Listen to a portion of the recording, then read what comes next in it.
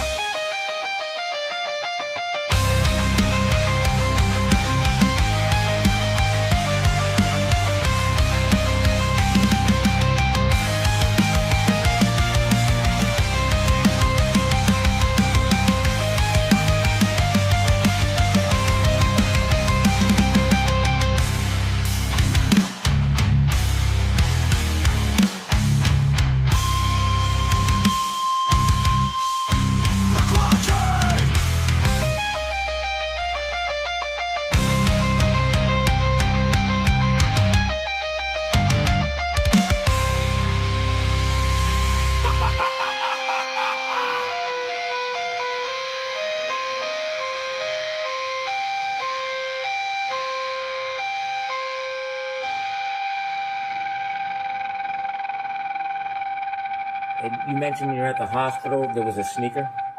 One. Yes. Bukake!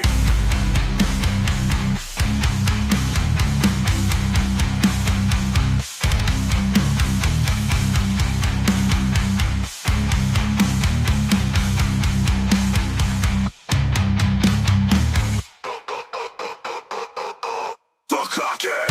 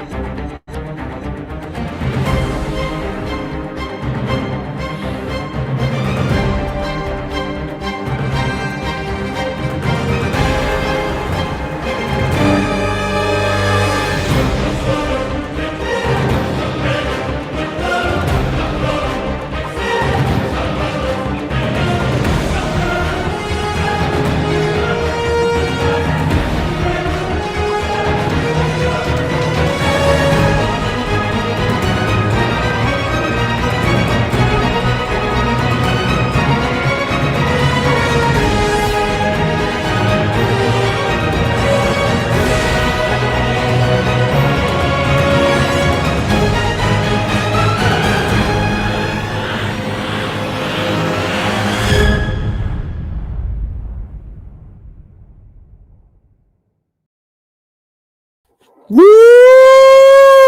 Good evening, friends. Yes, it's been a minute since we got petty. And tonight calls for it. So yes, we are planning on having some fun tonight. This will be a members only stream at some point. I started off doing petty streams here and there, and then I got really kind of annoyed when people started complaining about them, and so I ensured that anybody who is watching a petty stream, to the best of my ability, is here because they want to be. So I said that my petty streams will be members only from then on. And so far, we've all enjoyed them.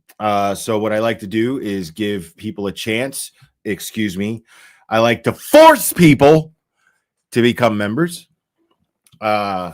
before we actually switch it over to members only, and then only members can view. So until I switch it over to members only, then everyone can view and hang out. And the only thing I don't like about it is, like, I feel like there's people who feel left out when I do, and it sucks, and I feel bad. So whenever I can, I gift memberships. And there are people in this chat who are incredibly, unbelievably generous, and they will gift memberships from time to time too. So those of you who can't afford it for whatever reason, that is totally understandable. Trust me, I have been there. You get a chance to become members by chance, by kind of a lottery here, initiated by members of the chat or myself when I can do it. And D-Rod just became a member. Thank you so much. Yeah, so we get silly. We're going to talk about a couple of things today. And I'm going to get petty about one thing that, unless you're somebody like me who has actually fell victim to this person, it's not really petty material, but I've earned the right to be petty about it. So I'm going to be petty about it, and we're going to talk about it. And that would be our friend JLR. Melmac, thank you so much for being a member for 3 months. Came for the petty, stayed because it was forced. And Trust is Love gifted 10 memberships, people. That is fucking amazing. People, 10 memberships. Trust is Love. Thank you so much. Unbelievable.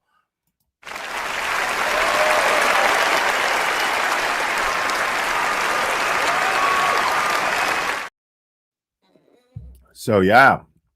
And also, Nicole Meredith, before the stream started, gifted 10 memberships as well. I got to give her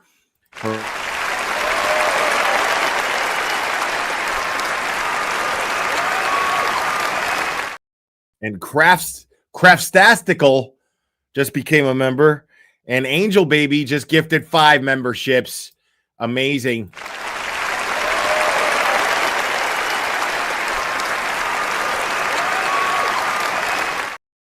And we got time tonight, folks. We got time. This is going to be a fun stream. We're just going to get silly with it. And I'm not going to get as petty as you think. When it comes to, I just want to give a disclaimer. Because I'm not going to get as petty as you think when it comes to what the thumbnail and the title is about. I am going to get pretty petty, but I'm not going to get as petty as you think. Because there's really no hate there. Dumpster Fire Show. Oh my God. Hold on, people. You know we got to do it. We got to do it. I think we got a super cat. Super cat. I think we got a super cat. Super cat. Super cat. Super cat.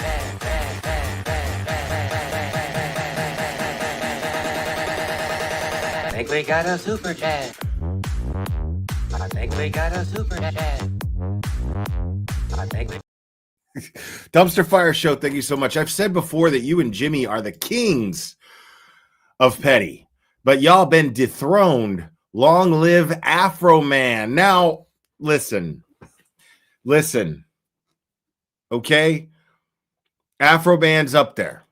Okay? He's on the board.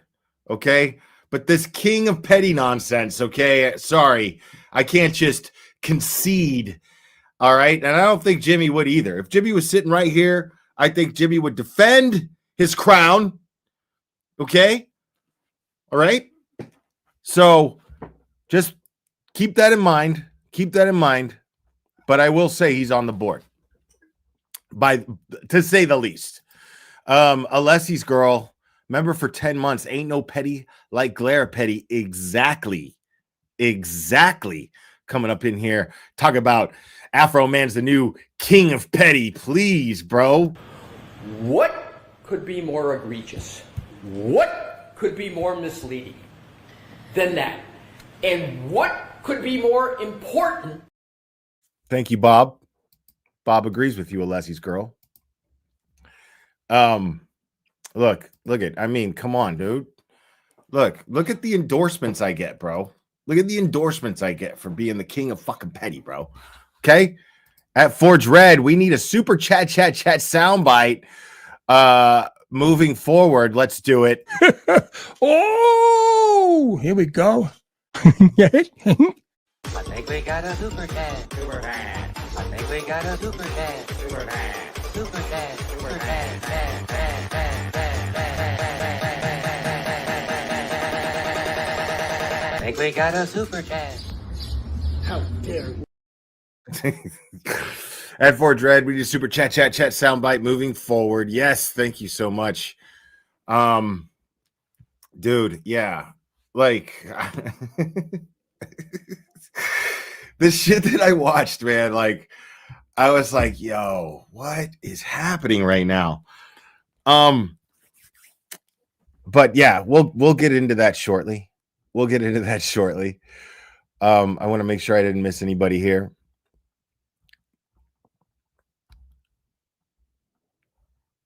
And I see Cherry's here. Cherry's ready to get petty. Cherry is always very enthusiastic about getting petty. Very, very enthusiastic. Very enthusiastic. James Jackson, how's the recovery coming, buddy? Like we're all concerned. I wouldn't say worried because it seems like you're on the right path.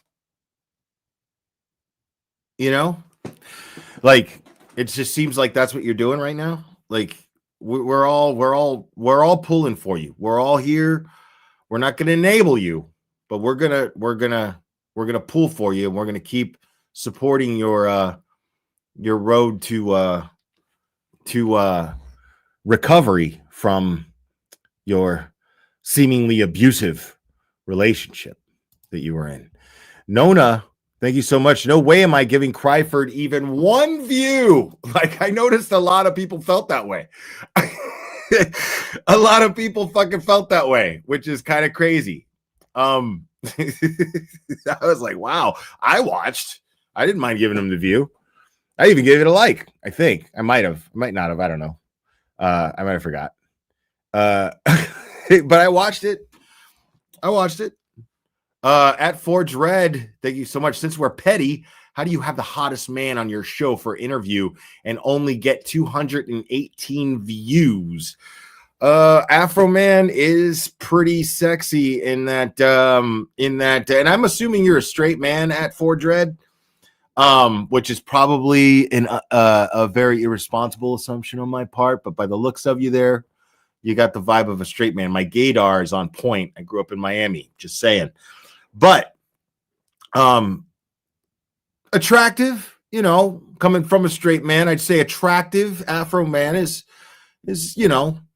but he got more than 218 views.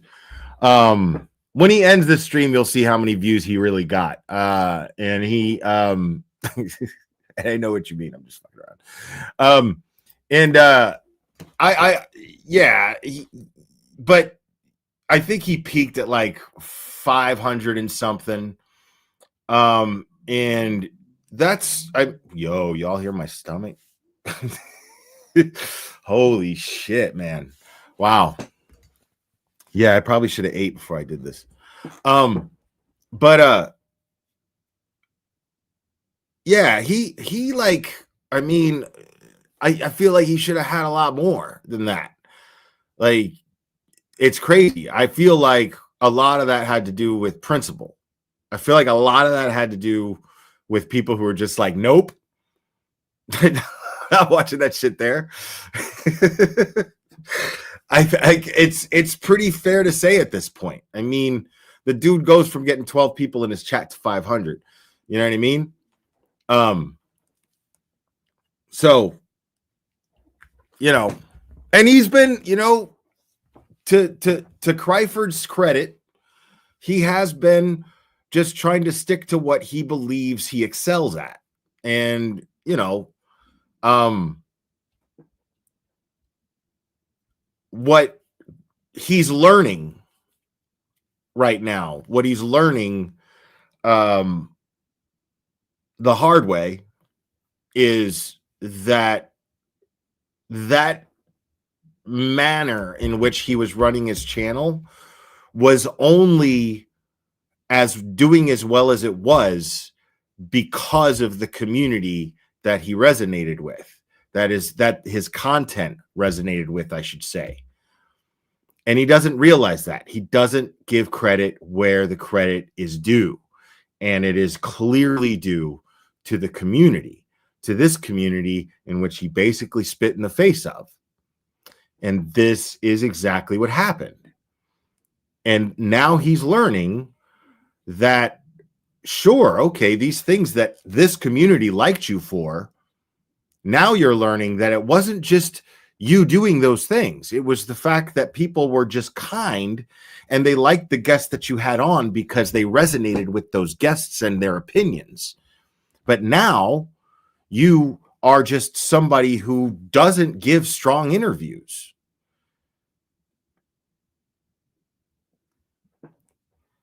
Because this was a community who embraced you as one of their own. All of these people in chat, these are people who are in this together and only allow people like you and me in on their shit. It's not the other way around. I am only the glarer that matters because these people make me matter. These people right here make me matter. That's it. And Crawford's learning the hard way that that's exactly what the case is. I mean, it's just obvious. It's just obvious. And all it takes is just like a little genuine gratitude, you know, just to understand that. And like, it takes being just genuinely having a genuine grateful nature to some degree to at least be aware of this. And the fact that he's not aware of this is why people don't like him. What makes him not aware of this is what people don't like about him. And he doesn't get that. Nicole Meredith, thank you so much. Member for 5 months. Afroman is great, but Turtle Boy is First Amendment daddy. Yes. Again, I mean, Turtle Boy, I mean, it's not a competition, okay? But Turtle Boy is facing criminal charges. He's got a lot more on the line, you know? He's got a lot more on the line. And I think that Afroman would give him sound respect. I would not be surprised. As a matter of fact, I would probably be surprised if, for no good reason, Afroman didn't end up a guest on Aiden's show, or vice versa. You know, because he has his own YouTube channel as well. So I would actually be surprised if there was no good reason why that didn't happen. I could see that not happening for a good reason. I don't know what that reason, I can't imagine what that reason would be, but I could understand that something could happen where they'd be like, okay, it's not a good idea, but I can't imagine what that would be. And it just seems, yeah, the fact that we're talking about brazen cops who think that they have unlimited power, both of them have fell victim to this. And I think that they have a lot to talk about. And both of them handled it exactly in very similar, almost mirror-like ways. So that's fun. That's fun shit. Funny how everybody's praising Afroman for it. But for some reason, Turtle Boy is this horrible person for it. It's interesting. Interesting. So we're going to get into a lot of that. We're going to get into a lot of that.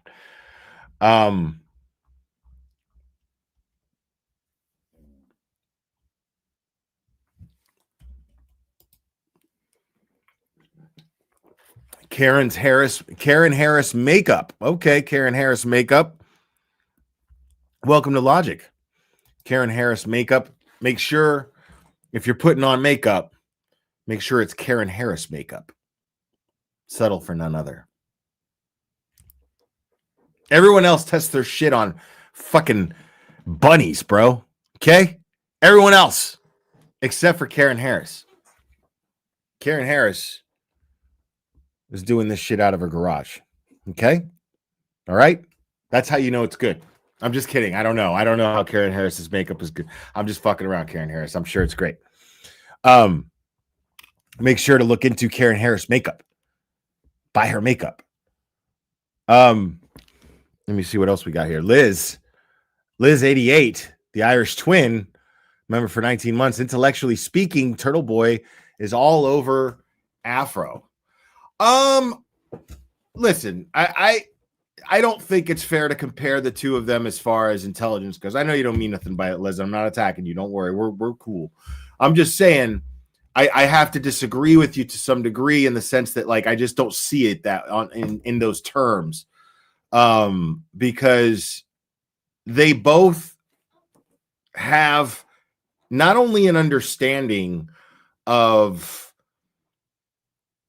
what right and wrong is in the eyes of the law, in the eyes of the Constitution, but they know exactly how the most sound way to handle it and deal with it is. And they do it in the most purest entrepreneurial fashion that one could. Each one of them do it in that way. I think that takes a level of intelligence that, you know, a lot of people, most people, I would say, don't have. And the gumption too. Megan Sue just became a member. Welcome to Logic. Yeah. Yeah, man. So the memberships are like fucking $2.99, bro. Or $3.99. I'm not even sure. But like, I mean, that's about what you spend on dinner every night if you're saving money and you're eating at home. You know what I mean? So if you're thinking it's too expensive, I get it. And nobody wants that shit for a month, you know, for a bunch of months. I get that shit too, you know, so you can cancel it if you're not into it. You know, I'm not gonna be mad at nobody. I didn't know that this was gonna do as well as it's doing. But I'm really grateful that it is. And Cherry gets mad at me if I don't shill this shit. So, you know, I didn't know that this was gonna do as well as it was. I didn't know. I actually made this decision out of rage, and it just worked out. So, you know, and everyone seems happy with it. So, I know I am. So, yeah, like, and yeah, I'm gonna listen. I am gonna say this though.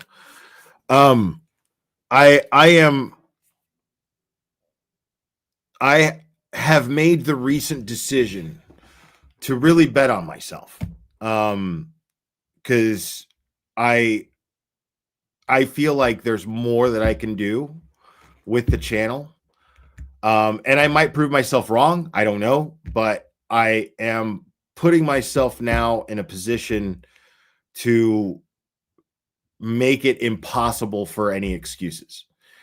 So I am that's totally my plan is and this process will begin in early April, I would say, give or take. And yeah, I really things a lot of the same content's going to be the same. I just want to be in the mindset of expansion, you know, do more basically.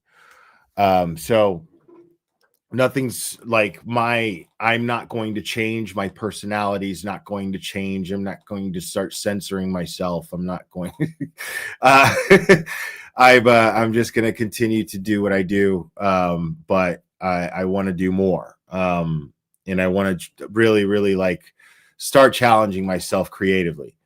And I'm going to be in a position to be able to do that. And provide myself with any inspiration that I need to do it too.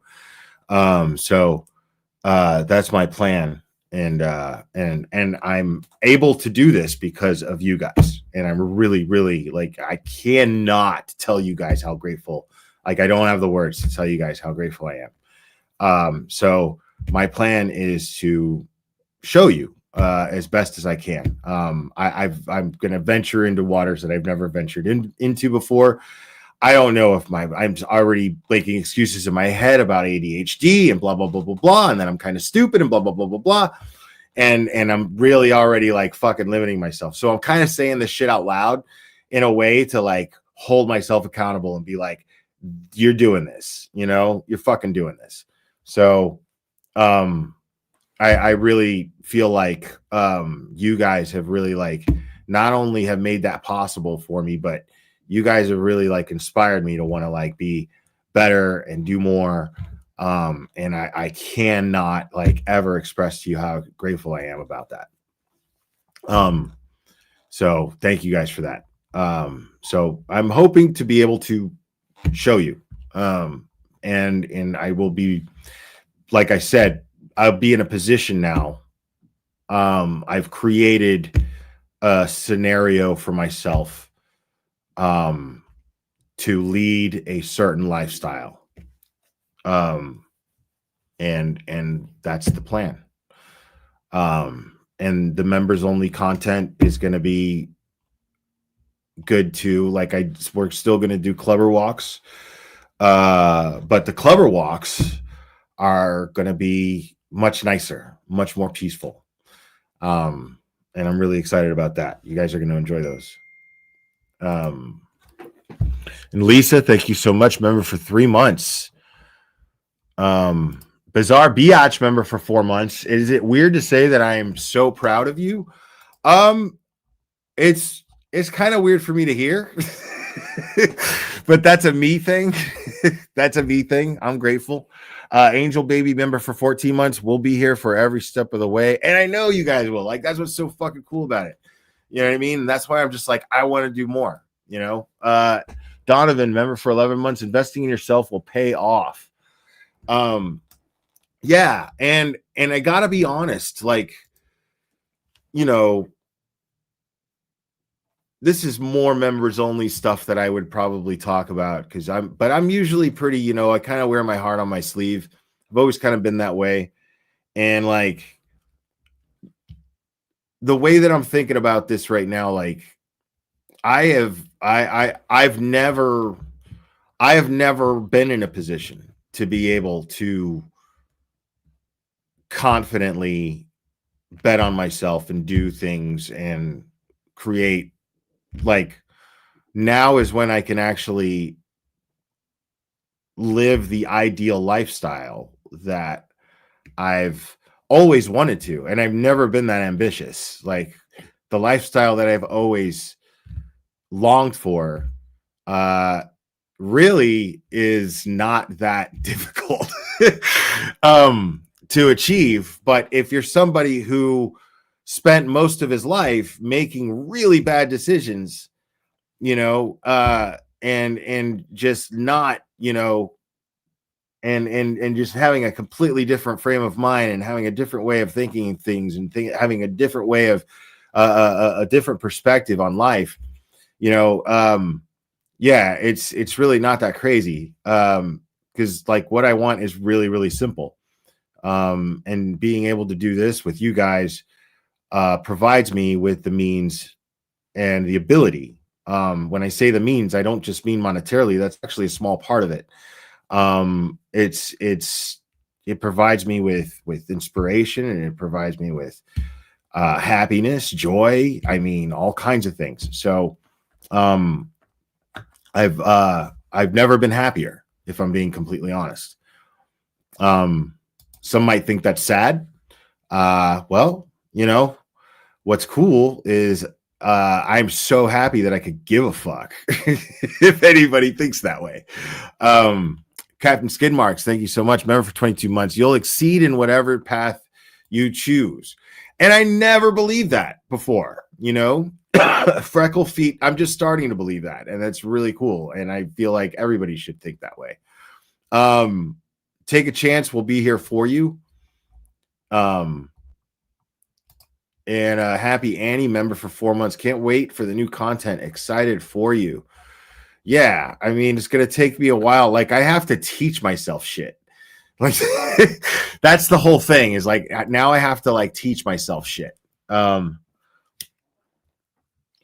I'm starting to look at things like, I mean, if I'm seeing it done all the fucking time, what's to stop me from doing this shit too? You know what I'm saying? Like what's to stop me? I mean, that's basically why I learned to play guitar. You know, I was like, okay, well, like I could just do that. You know? And yeah, it took a lot of like practice and it took a lot of, you know, but it's like, yeah, I could just, okay, well, that person had to learn how to do that too. So maybe it might take me a little longer. It might be a little harder for me to learn, but I can learn it. If it's learnable, I can fucking learn it, you know? So that's kind of where I'm at. I'm kind of setting myself up to really be able to like dive into shit like that, you know?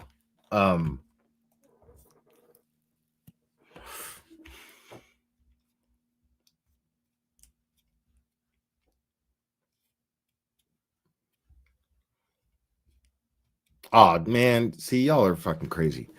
And me too, James. Like, me too. I want to see everyone fucking win. Like, I do these petty streams, dude, and all I'm doing is fucking laughing and making fun. You know what I'm saying? If I do something that is worthy of being made fun of, by all means, by all fucking means. I don't hate anybody that I do petty streams on. Nobody.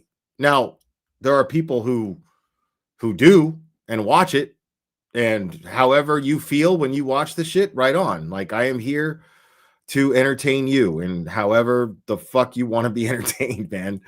And Whitney, welcome to the hoity-goity.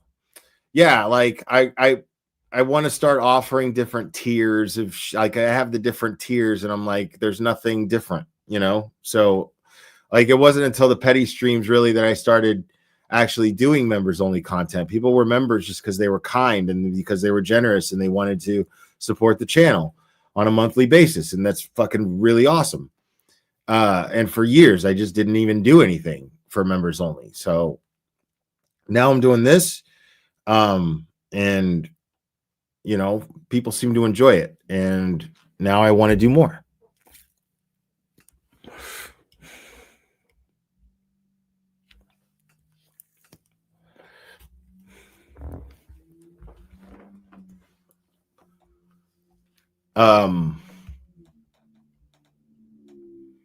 Yeah, I watched a little bit with that.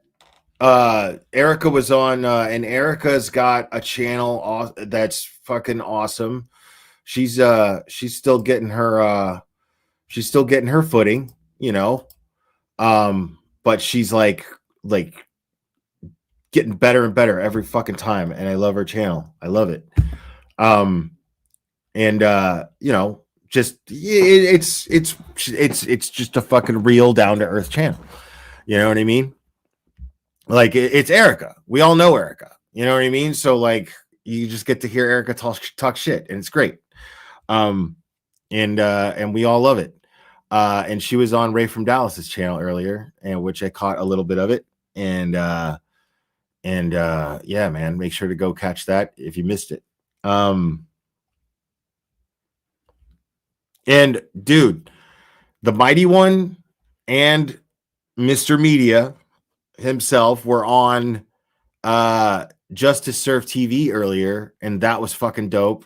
I really enjoyed that. There was this guy Doug. I don't want to. I I have a last name in mind, but I'm really worried of saying the wrong one.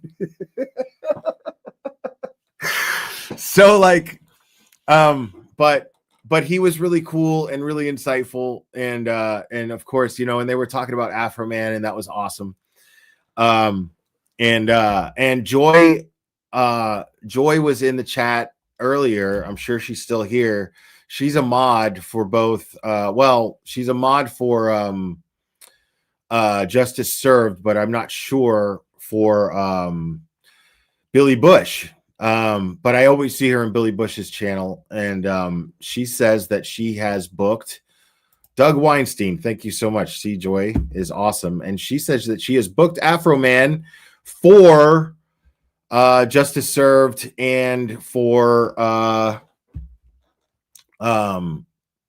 Billy Bush's channel next week, which is awesome. I can't wait for that. And we're going to talk a little bit about that too tonight. But yeah, and we'll give it a few more minutes before we switch it over to members only.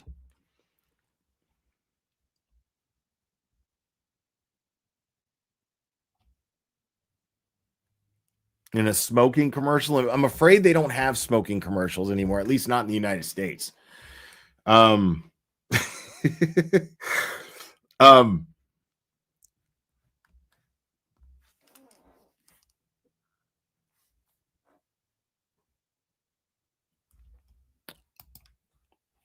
Yes, I have. And his attorney spoke with his attorney for 1 hour tonight and laughed my ass off. I can try to get you booked, Will.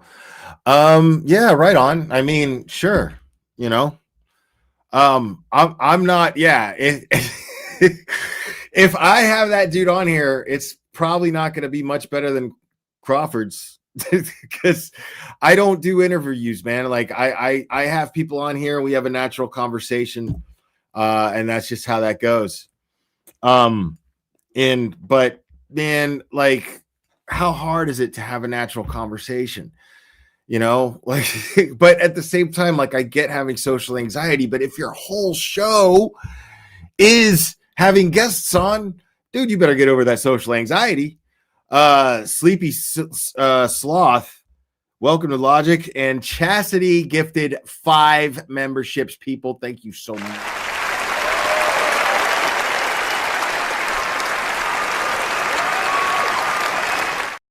And Shelly Homka just became a member. Welcome to Logic.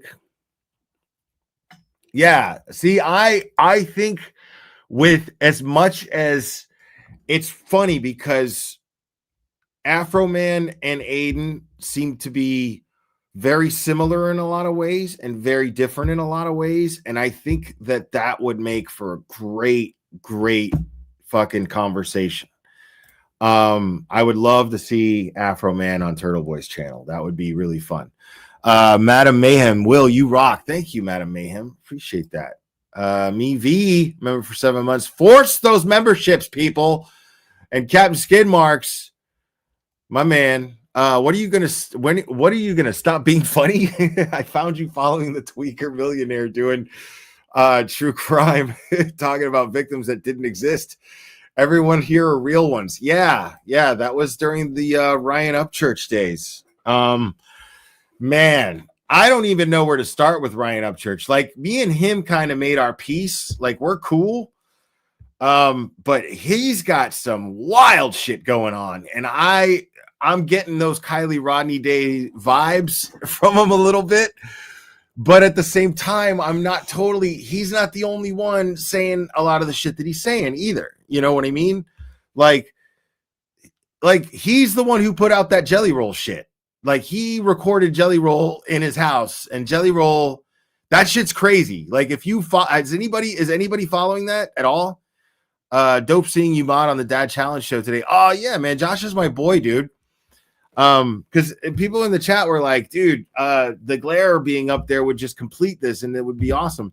But I had just stumbled on. I didn't know that Annie was going to be on there. But this is not something that they would have been like, let's call Will up and see if he wants to get in on this. Because I don't watch the fucking Bachelor or the Bachelorette or whatever the fuck this is about. So yeah, I wouldn't have had anything. They know that I would have been on there with on the panel, just fucking making stupid jokes, not knowing what the fuck anybody's talking about. So no, I would not have contributed to that panel very well. And I'm sure they knew that. Those are my friends. They know me.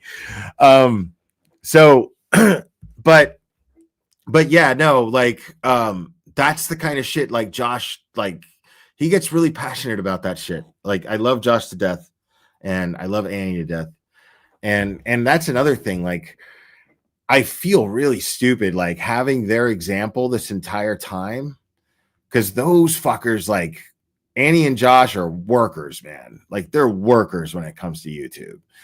And I've never really applied myself to explore possibilities, you know, and they're just built like that. Like Josh fucking hustles, bro. Josh is a full-on dad, right? And he's a full-time dad. He's a fucking realtor. He's and he does his channel and he's just edits videos like they're just like it's nothing. It's the easiest thing in the world to him. Erica Walsh, member for 3 months. Hoity goity. We love you. Yeah, that's what I named the that's what shows up on my StreamYard. Hoity goity, because they make you name the emojis. And yeah, it's funny. I named the channel adopted logo there after my dick. So okay. So yeah, on that note, I think it's about that time to where we're gonna switch it over to members only. And yeah, we're gonna talk about this. This is just gonna be because I was watching this going, oh my god, dude.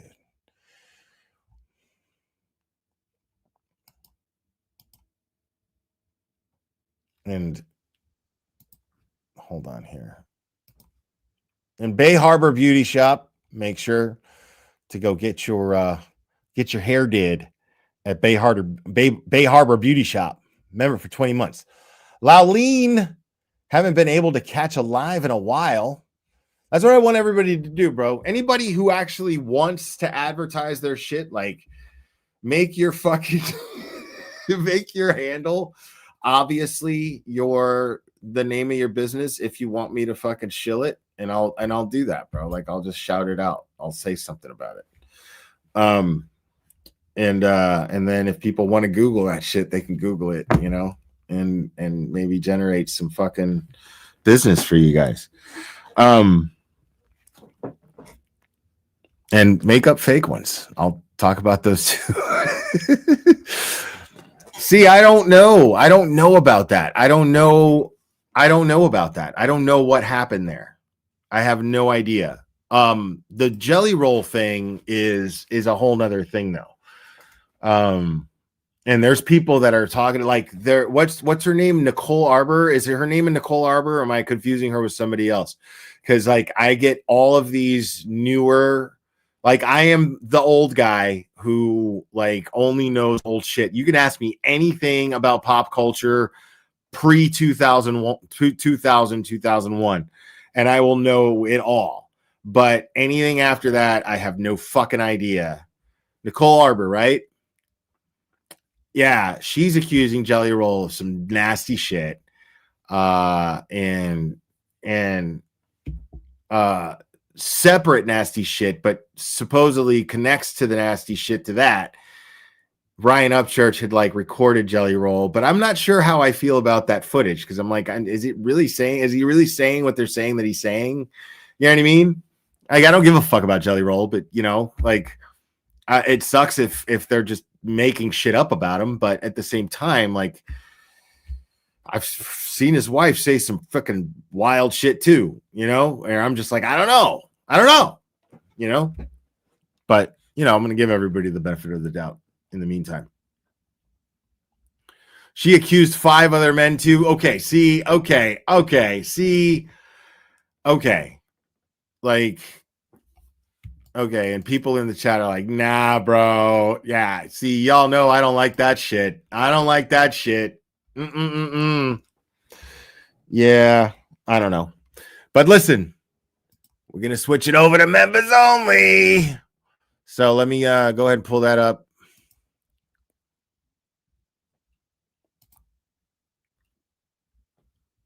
Hold on. Let me do this real quick. Okay. All right, now. All right, folks.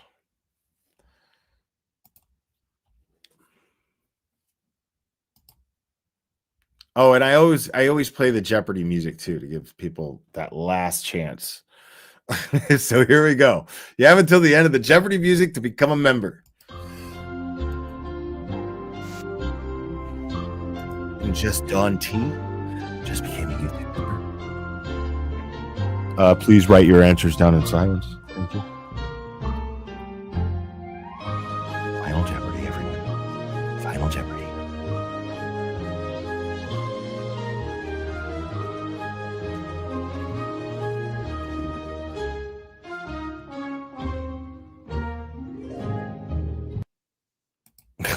Okay, we're switching it over to members only.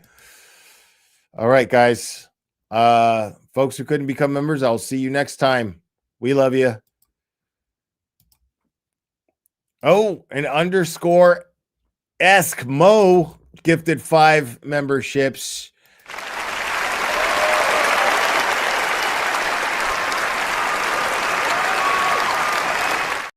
You're on, bro. And Lauline gifted 5 memberships.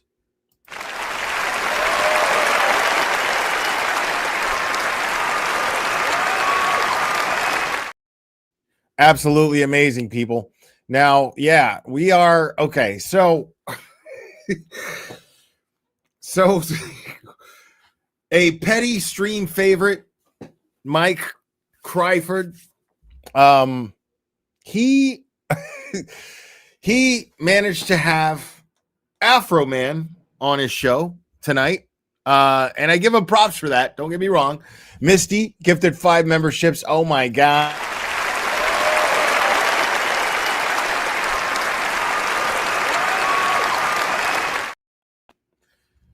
And so Crawford managed to get Mike Cryford.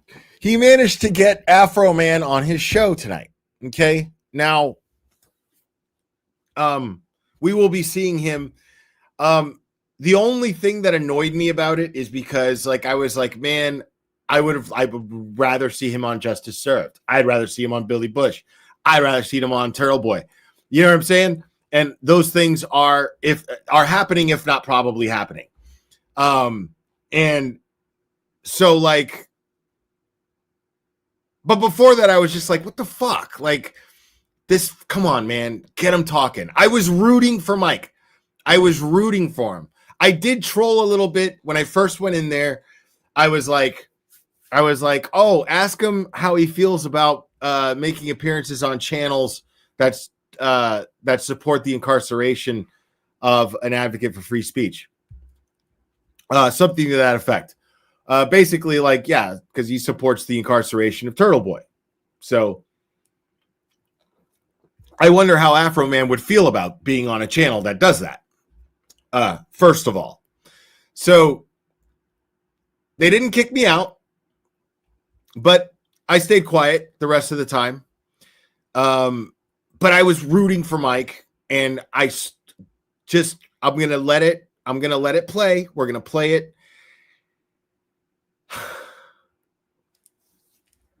And you guys just tell me what you think. I mean, we'll go over it as we go over it, okay? Because it's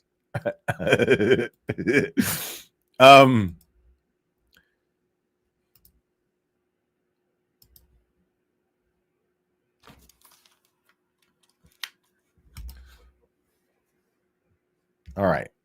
We'll get this going. Hold on.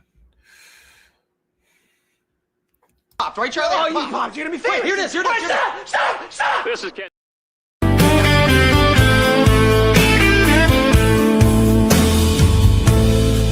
They came at me from the shadow.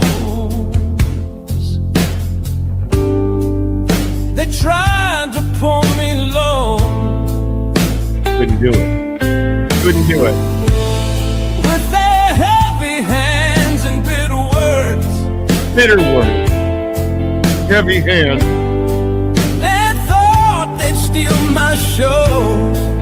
Thought they'd steal my show. I'm back. But I was born in thunder, pain and fire deep inside. Rise back up, a stronger man, no matter how many times they tried. Unbreakable. You cut the song short, bro. We expect an Afroman tonight. Coming up tonight. I'm funny. It's because I was just expect. What's up, jerks? What's up, jerks? What is up? Expect an Afroman tonight. Coming up tonight. I'm funny. It's because I was just texting again. I was just checking the text and all that. Looks like it's gonna happen tonight. I'm excited. I'm still caught up from the last few days. We've had a crazy week this week on the Young Jerks. We've been covering Afroman, Kelsey Fitzsimmons. Had some great guests. I mean, but here's the thing. He didn't cover Afroman. Like, he barely covered it. Like, he streamed, like, The Verdict, right? And that was, like, it, you know? Like, that was it. You know? He didn't really add any insight, you know? Like, Attorney Nan Gallagher, kicked off the week. She was phenomenal. And she then we was had, phenomenal. Judge Carol Erskine on last night. That was a great show. We've been covering this Afroman trial, which has been so much fun. It's You have it. be back to my roots in cannabis. Got cannabis, music, and the new thing that I've, Back to my roots, cannabis, music. Okay. been going on the last couple of years, true crime. So it's just bringing all the Yellow truth seeker, yellow truth seeker. The hairline has me howling. Oh my god, y'all are fucking petty as fuck. Holy shit, man. those things together, and police accountability and getting sued for defamation. And I got my weed joint. I got all my joints ready tonight. I'm ready. I'm fully ready. I am all ready.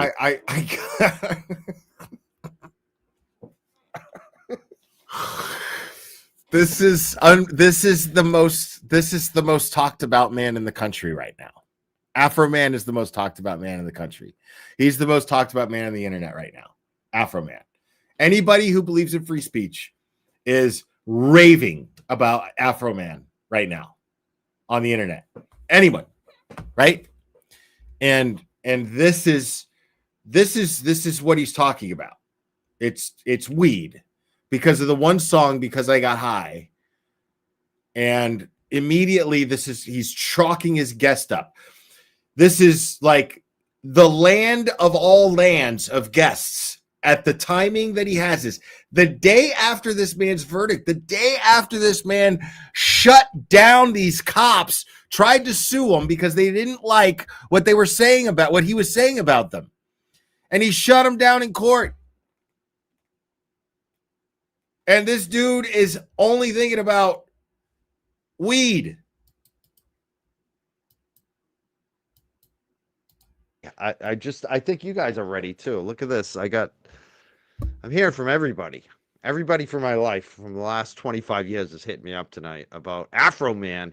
This is Karma on Twitter. She said she's making syrup right now for her lemon pound cake, icing inspired by OGA Afroman, his song in court in his interview with Money Mike and Mike tonight. The Young Jerks, go Mike. Look at that. People are making. And Mike should have made way more money tonight off of that stream. And I mean way more money. Lemon pound cake tonight for this. They're excited. I'm excited. But let me just read the message because we're still waiting. This is what's going on. I've got lots of video we could play, but I'm just testing. I just want to make sure that I sent the right link. That's the big thing. That's always the big thing when you're rushing and things are like last minute. Like, relax, bro. Calm the fuck down, dude. What the like? If I was sitting in front of him, I'd be kicking him under the desk, going, "Hey, what the fuck are you doing, dude? Like, chill the fuck out. Relax. It's okay." Like, I'm gonna check. I gotta check to see. Hold on. I gotta check to see. I gotta check to see if I sent the right email.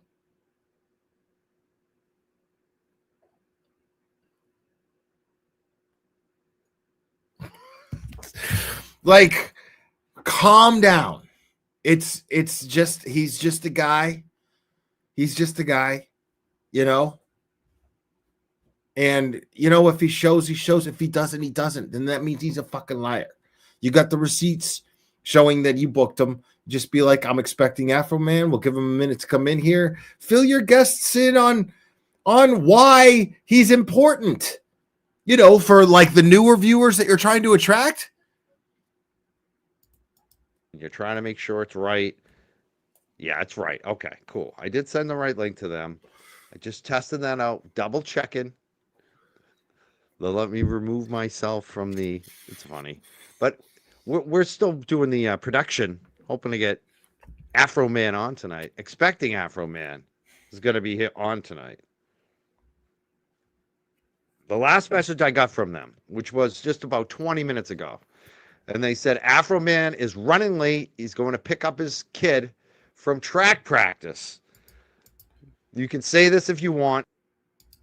And he's only doing this because he's worried that his audience doesn't believe that he really has Afroman. That's not necessary yet. If he stands you up and he goes and he fucking tells you that he's coming on the show and then he goes, fuck you, and he just blows you off, then that's different. Then that's why, dude, look, I was talking to them. This is what they said, blah, blah, blah. But nobody fucking needs to know all that. Nobody needs, what are you doing? At Fordred, that's what I meant by hottest interview. I know that what you meant. I was joking with you, dude. I'm from the Keys, grew up next door. Oh, right on, man. Right on. Yeah, for sure. Yeah, you got gaydar. Yeah, that dude's got gaydar. Grew up in the Keys. Like, that shit's in his DNA. Like, oh, okay.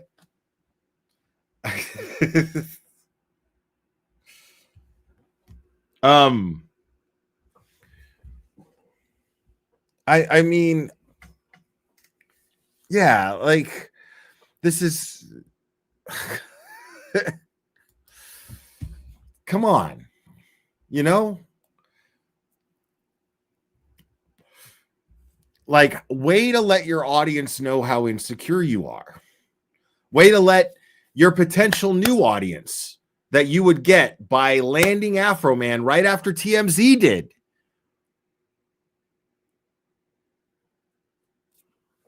Like, way to let them know how insecure you are, bro. Like, it's true. He thinks he'll be back by 8-ish, but he could be a little late. So we're waiting for Afroman to show up tonight. We do expect him. I'm a little nervous about it, I gotta say. Like, if you were on the radio, is that why nobody listens to the radio anymore? Because if you're on the radio, that's what you do. I mean, play a video or something. Play a fucking news clip. Catch people up. JCOZ, thank you so much. He lured with the Howie Carr card. Like, he probably did. I mean, I don't think you have to, though. I feel like Afroman is the kind of guy that will go on anybody's show to help promote them. You know, like, he's cool that way. I feel like he's that down to earth. And I seriously got that vibe. I will give Mike credit. I got that vibe thanks to Mike's show. Thanks to Mike's show tonight. I got that vibe from Afroman. But I mean, you know, would I not have gotten that off of fucking any other goddamn show that he ended up on, that I watched him on? You know what I'm saying? How's everyone doing in the chat? How am I doing? How am I doing? Am I okay? Ah, Yeah, we need some. I need to make some lemon pound cake cannabis cake later tonight.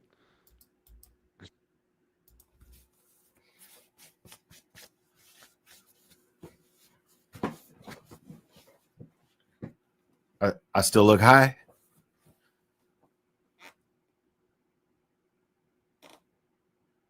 Bro, relax, dude. Like dude, if I had Afroman on, dude, I would be his weed joint. Yeah, that shit was fucking hilarious.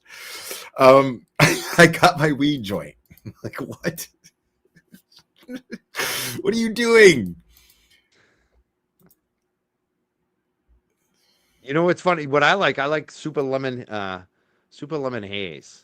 Super lemon haze. A kid named Eric got me on that one. Super lemon haze. I love anything with the citrus. There's different flavors of cannabis. I love the citrus.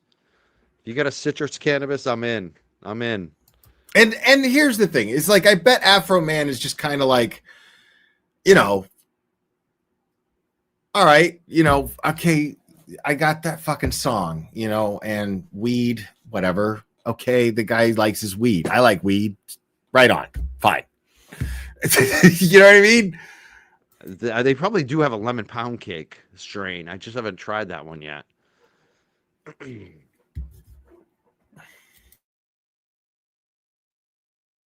Yeah. You know what? We have music. We could play Lemon Pound Cake. We could play that song. But every time we do, we get a copyright strike, which is fine. It just means the ad revenue goes to Afroman. Should we give it But it's not a strike though. You just don't get ad revenue. to Afroman tonight? What do you think? Log Talker says, get some bucks up from Mikey. He's working too. We got 5 Young Jerks memberships gifted from What the Duck. Thank you so much. And the fact is if he would have gotten a bunch of super chats tonight over this, he would have deserved it. Like, he did get Afroman on, but the thing is he got the super chats that he deserved because of what we're about to watch. See that this is if we can earn this way, then I could play the music and we don't care. Thank you, Victorine. She sent $10 Canadian. Said you're awesome, Mike. Thank you so much. Let's play. Let's just do it. Yeah, Melanie Little. Actually, I got a few clips. Let's play a few clips. Dude, you know how fucking dope of an interview it would have been if Melanie Little would have fucking interviewed Afroman, bro? Like, like how prepared she would have been for that? Like, you realize how, like, the kind of preparation that Melanie Little, just try to imagine the kind of preparation that Melanie Little would have engaged in prior to having Afroman on her show. Clips first, because I have so many clips. Which one do I want to play first? I want to play this one. This is one that we didn't see from the court. We streamed the whole thing from that news station. We were on this. I was so into this from go. I was waiting for this trial. I didn't expect it to be televised. Didn't expect it. It did happen. I was just like, wow, we're going to actually get to stream this. We were one of the first ones to start streaming it. Oh, he's here. Well, I see some movement in the green room. Oh my. Like, right. I mean, even if it was last minute, she still would have asked the kind of questions that we all wanted answers to. We all wanted to hear him say. She would have got him talking. She would have got him really riffing. She would have got him fired up. My God. Oh my God, people. Oh shit. Oh shit. Get out your joints right now in the chat. Get all your weed. Get all your weed awards. Oh my God. Everything out. Everything. Everything. We got the weed OG. All because of everything. Chat. My God. I see. Okay. Holy shit. Holy fucking shit.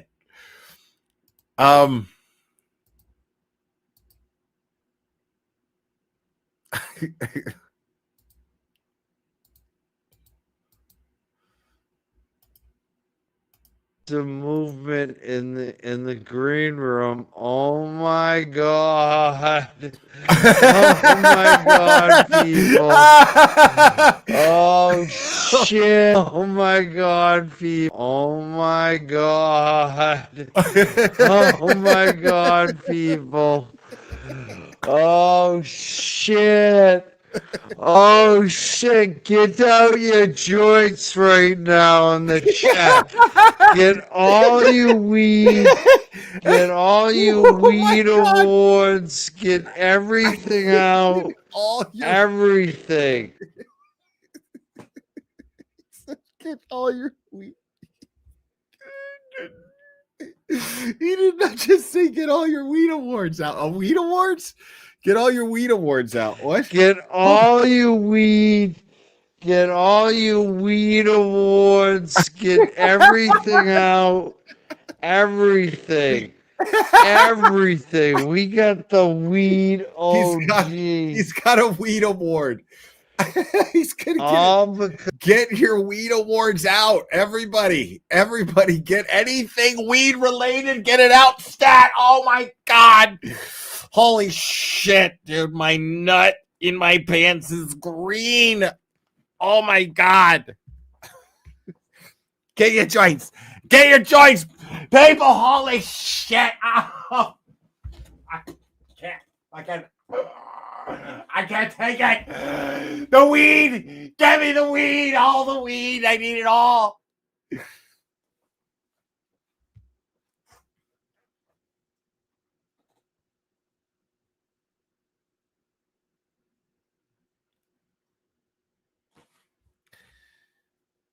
Oh my god. The dramatic removal of the glasses. I'm going to do that one more time. Oh my god. This is unbelievable. This is amazing. I got high. Hey! You smoke weed on this show? I'm gonna speed him up. Hold Give on. me some weed, baby. Give me some weed, baby. Is this a weed That's the friendly thing. show? When I I'm out of first blunts. started streaming, I got did smoke pre-rolls. weed. Yeah. It's okay if But not. I haven't lately, but tonight we are. I want you to smoke the weed on the show tonight. Like Right on, I brother. used to smoke. I want you to smoke on the show, please. The weed. The weed. It's looking unreal, bro. This is unreal. Started streaming, I got a I joint, did you smoke pre-roll? weed. Yeah. It's okay if But not. Yeah, I before I started streaming, I did smoke weed. Like, okay. Congratulations. It's like he wants another award. I can't fucking believe this is happening. This is fucking amazing. I haven't lately, but tonight we are. I want you to smoke the weed on the show tonight. Like Right on, we brother. used to smoke weed and then we stopped because we got over it. Stay But here. tonight I want you to smoke the weed. I want to see. We used to smoke weed, but we don't anymore because we got over it. So, what? Okay, so what the fuck am I smoking with you for? Like, you got over it. You're too good to smoke. What is happening right now? If I'm Afroman, I'm going, the fuck is happening? I definitely need weed for this. Where is my fucking weed? That's totally, if I'm Afroman, that's what I'm thinking. Like, oh, I got the okay to smoke weed because I need to smoke weed for this. This is fucking. I want to smoke some weed with Afroman because that nobody else in true crime is smoking weed with Afroman. That's like, please smoke Yep. No true crime. Jesus Christ. weed tonight. Okay, brother. Right Oh. on. Oh my god. Like, that was very, very, very funny. Like, Afroman was all about the vibe, and then Mike made it really weird, and then he was like, all right, brother, right on.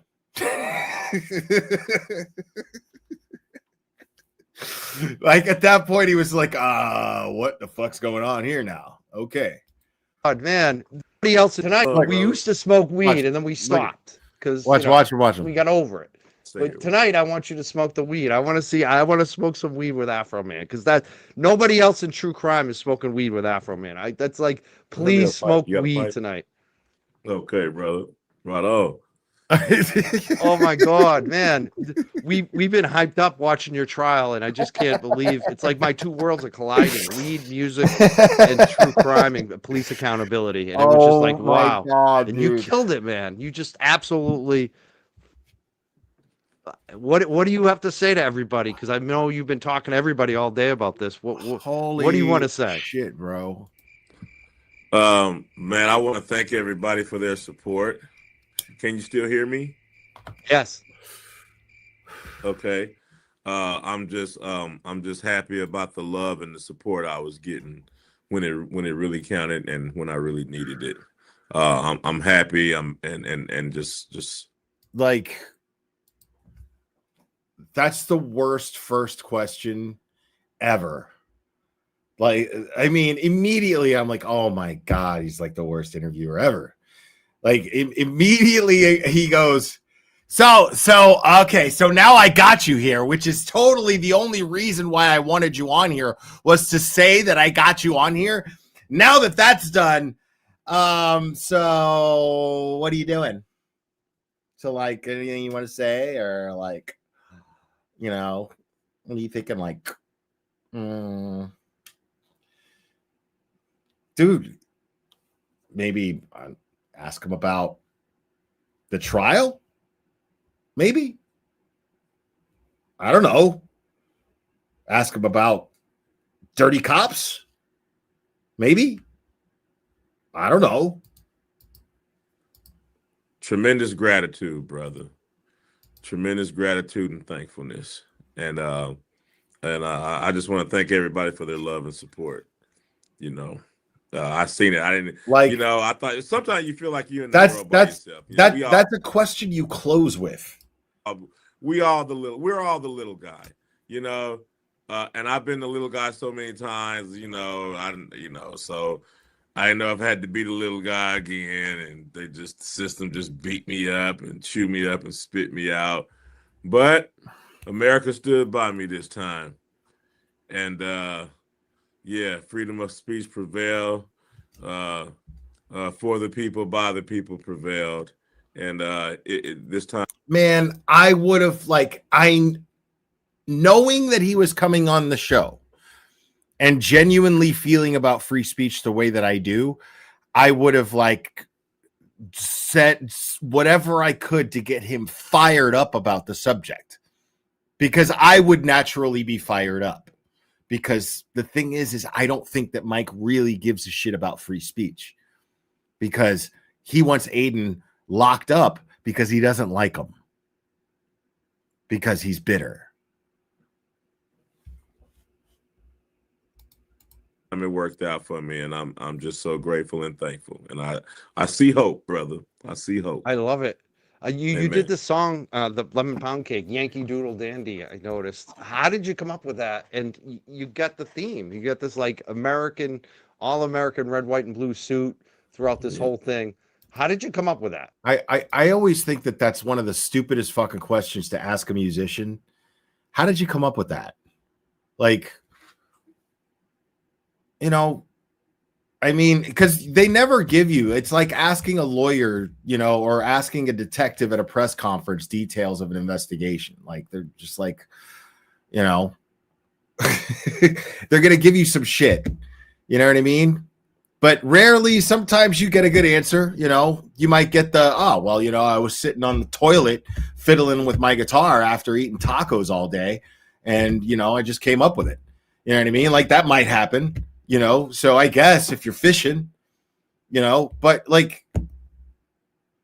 truth is, it's just if you ask me something like that, I'm going to be like, I don't fucking know. I just came up with it. I remember practicing it all fucking day, but I don't remember how I fucking came up with it. I don't remember fucking the conception of it.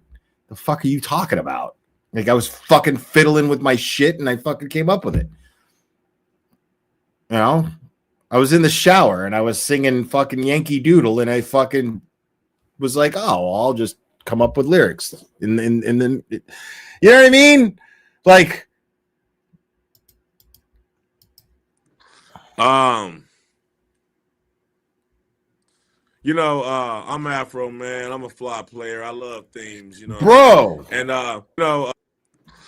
Listen to that awkward fucking silence right here, dude. Like, You come up with that, and you got the theme. You got this like American, all American red, white, and blue suit throughout this whole thing. How did you come up with that? I'm Afro man. I'm a fly player. I love themes, you know what I'm saying? And I love America.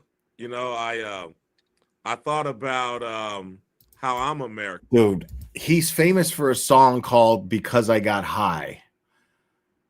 It's not that deep. It's not that deep. Lemon Pound Cake, it's not that deep. There's no like, okay, well, there's all this turmoil happening in the world today, and and I was really thinking about this mother from Iran that I saw on the news, and then none of that's happening. None of that's happening, because this is a guy who's just like grateful that like he gets to write silly ass fucking songs making fun of dickheads who exploit their power, and he's grateful. He's like, yeah, this is, I mean, just came up with some shit, dude, just to fucking fuck with these guys. They were fucking dicks. They busted into my house, accused me of some crazy shit. They fucking gave me the finger to my cameras and disconnected my cameras. Like, they stole money. I thought about how I'm a classic American, like a Coca-Cola, when everybody got mad about the new Coke. Are you old enough to remember that? Oh yes. Oh yeah. Okay. Yeah, Yeah, I remember man. that. They had to bring it back. Man, hey man, I am an American classic, and you go through stuff, and there was a time when I considered, going to Africa and checking it out, and I know I am of African descent, and all that stuff is fine and good, but I thought about it real hard, and I had to realize I'm an American, and you see sometimes people say, hey, go back to Africa.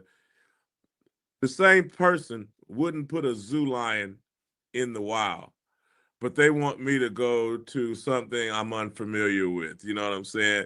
And that's when I realized I am truly an American. So I'm happy about my freedom of speech. When the police, I don't have any power. So when the police kicked down my door and did all they did and they left, naturally, as an American, I felt I had the freedom of speech. And I didn't disrespect them to their, while they were standing there, all that, the wild, YouTube stuff, I just made up songs after they left about what I didn't like, and I did it as humorously and as entertaining as possible. And I put it out to make up for the damages. So I'm kind of high, and I forgot the original question. I don't know if let me know. I think that answers it. I mean, the thing about this whole thing too, like you said, I love that you said you're an American, because you are. I mean, that you are, and it's sold. Like this jury, I hear, was all white. Were they all white people? I think there was one lady wasn't. You know what I'm saying, bro? But she was, but you ever see, like, she was still, she wasn't white, but she was, she was white. You know what I'm saying? She was, yeah, she was, she was a. I mean, that's the thing. This sold. What you did was just is amazing, because I feel like okay.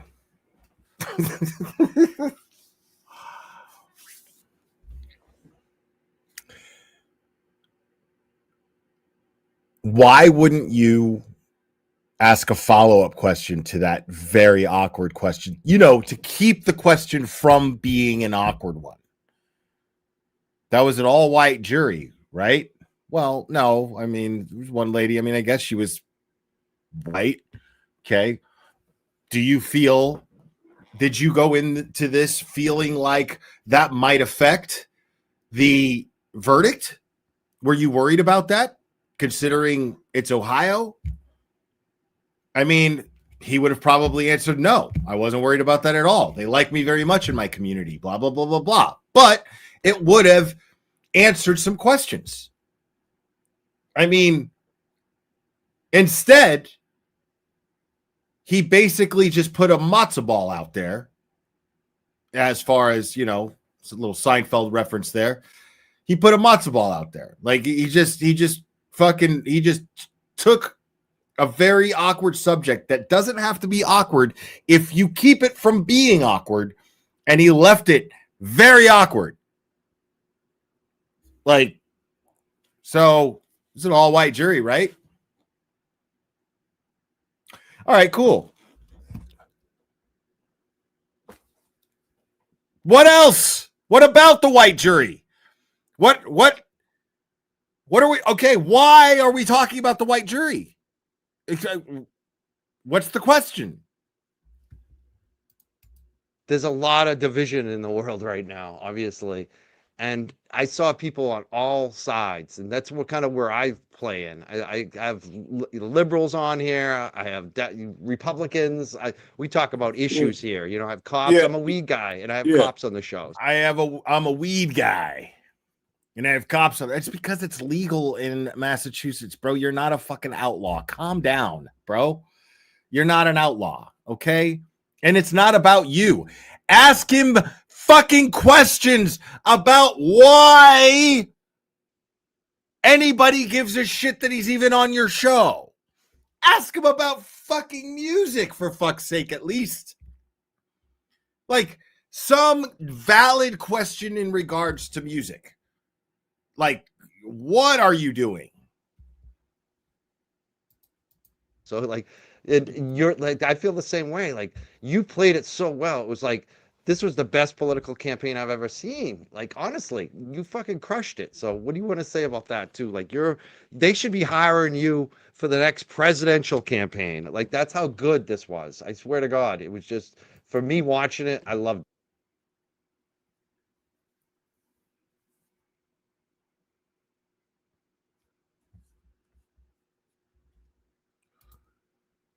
They should be hiring you for the next presidential campaign. Okay, fine. Why? Why should they? Why are you saying that just like you would tell a sixth grader that they should run for president or be an astronaut?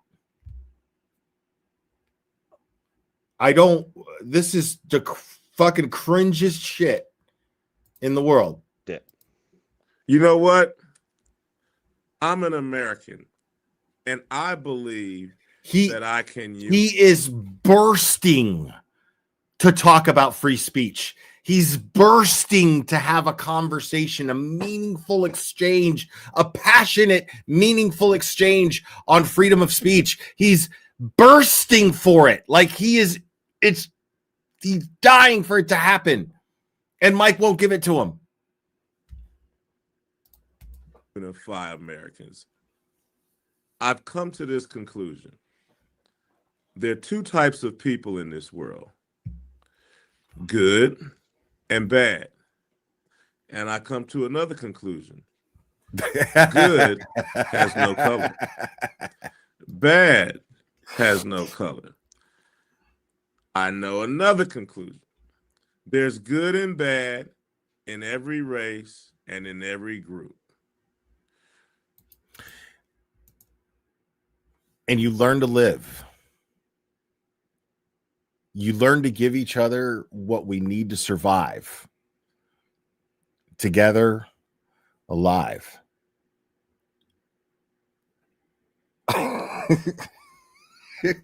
No, man, but he's right. I agree with everything he's saying.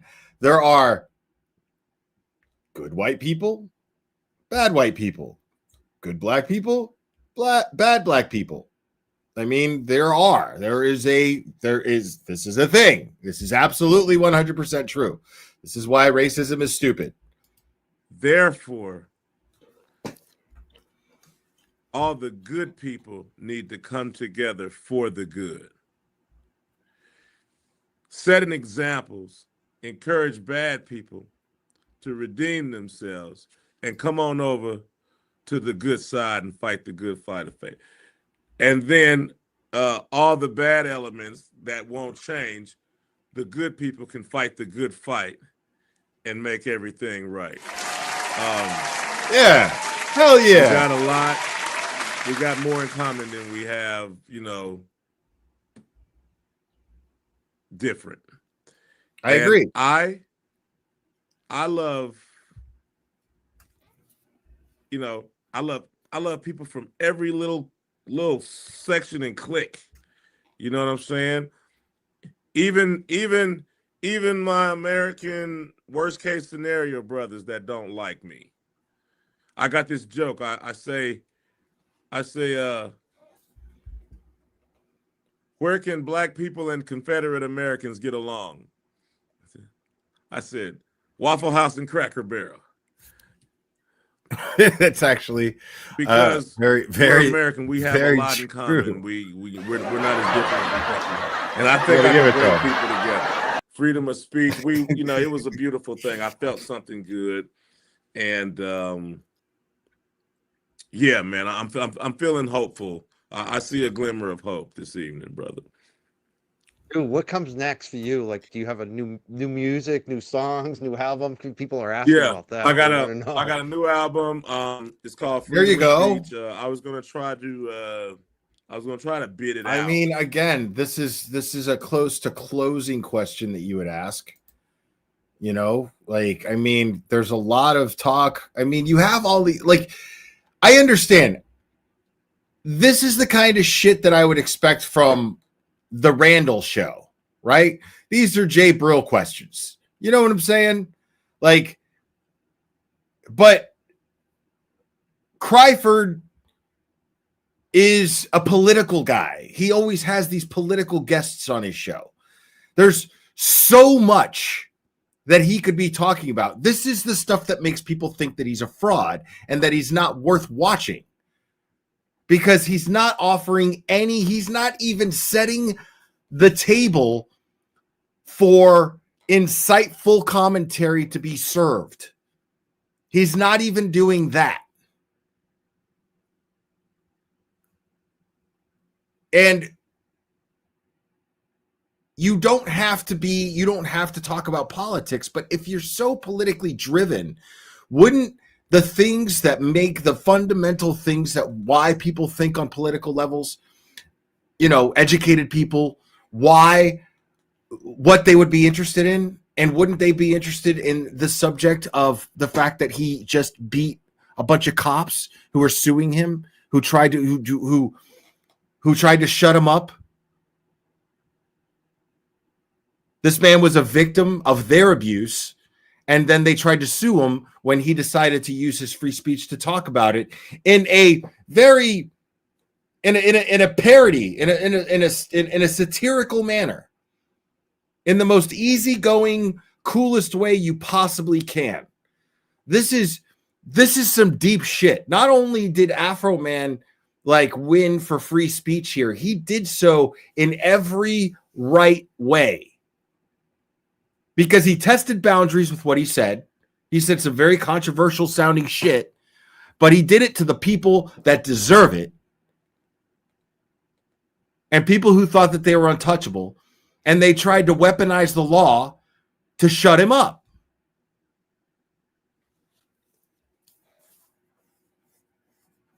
And this is a conversation that, I mean, could so easily be had.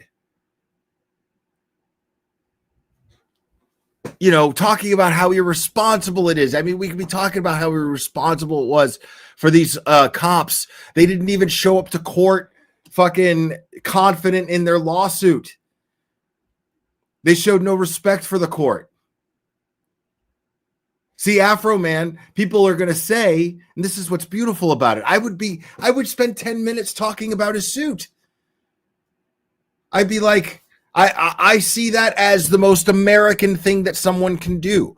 You seem to be the only one who actually showed the proper respect to the courtroom, and knowing that there were going to be narrow-minded people who would point at you and say that you were the only one showing disrespect to the courtroom, when in fact you were wearing an American flag. You were draped in the American flag, wearing a suit, while these cops were slouching, wearing just button-up shirts, barely tucked in, and not giving a shit about the law or even having any fucking respect for the truth.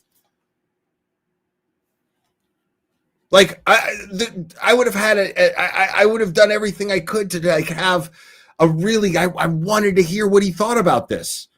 I wanted to know what was going on in his mind while he's sitting there on the stand. You know.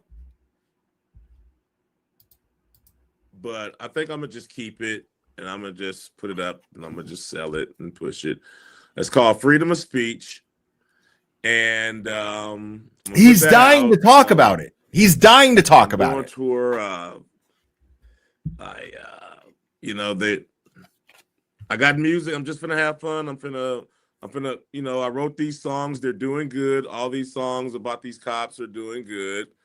I'm gonna go out and see if people want to hear them, have fun singing them. I got more to sing now than just because I got high and crazy rap. Listen, Linda Kenny Bodden and Michael Bryant are supposed to be interviewing him on Justice Surf TV next week, I think, according to Joy. So I would like to see that happen. I'm excited about that. They're going to ask the kind of questions that I know we're going to want to hear the answers to from him.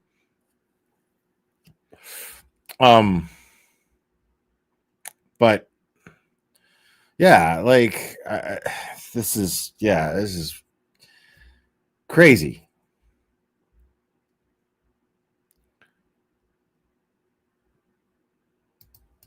I mean, because I got high, I'm doing this show. That's that's how I started on the weed shit. Like, it's so funny, and I love that you have that song, Because I Got High, and they had to correct them in court because they didn't get it right.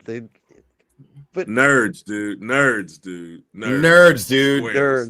Like he's dying. He wants to just fucking have a shit talk fest right now. Like he wants to just roast these motherfuckers.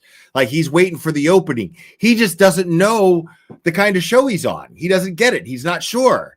So he doesn't want to overstep boundaries. He wants to be respectful to Mike's show. So he doesn't know. He's waiting for the opening. He's waiting for Mike to give him the opening, dude. Like, let's fucking roast these motherfuckers, dude. I'm on a YouTube channel. I'm not on the fucking news. Let's go. Let's have some fun. That's what he's trying to do here. And Mike is like, I mean, yeah. Are you coming to Boston? Yeah. Nerds. We're Massachusetts based. We got a lot of Boston people. Are you coming? Yeah, nerds. Are you coming to Boston? Yeah, nerds, whatever. Are you coming to Boston? Huh? To Boston? Yeah, I just left there. I was there with Elevators. Yes. You've heard of that group? Yeah. Yeah. Oh, yeah. Good stuff, brother. Had a good time, man. Was there with the Elevators. And yeah, I'll come back. You know what I'm saying? It's funny. I'm from LA, and don't tell nobody in Boston, but I grew up hating Boston, You hated us. What? Because of the Lakers? I hate the Celtics. The Lakers, yeah. Larry Bird. Hey, and I go home to LA. I can barely get 200-300 people in LA. And I go to Boston, they gotta hire the riot squad to stop all those people. It's like it's messed up, but it's beautiful, Bro, right there. Aiden and this dude would have been riffing. Fucking riffing. Right here, him and Aiden would have been fucking riffing, dude. You know what I mean? Like, so I hate to admit, put sports aside, and I love Boston, brother.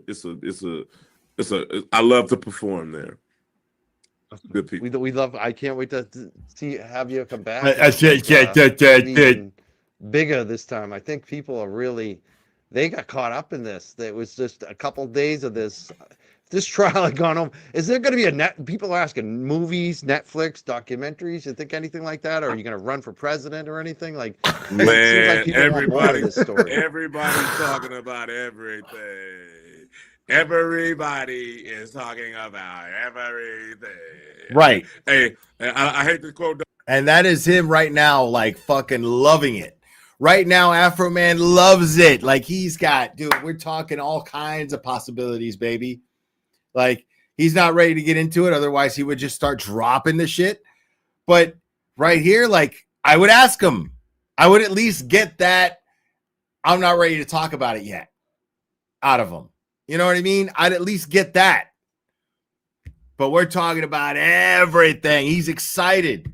I'm sure this has brought up a lot of opportunities for you. I mean, Jesus, you know, this is going to be fucking amazing. Like Donald Trump, but we'll see what happens. Hey, brother. All right. We love it. Oh, it's amazing. So happy for you. It's just because I was worried. I mean, and then when what about the judge too? Because the judge didn't, usually when we watch these trials, they'll read out every charge.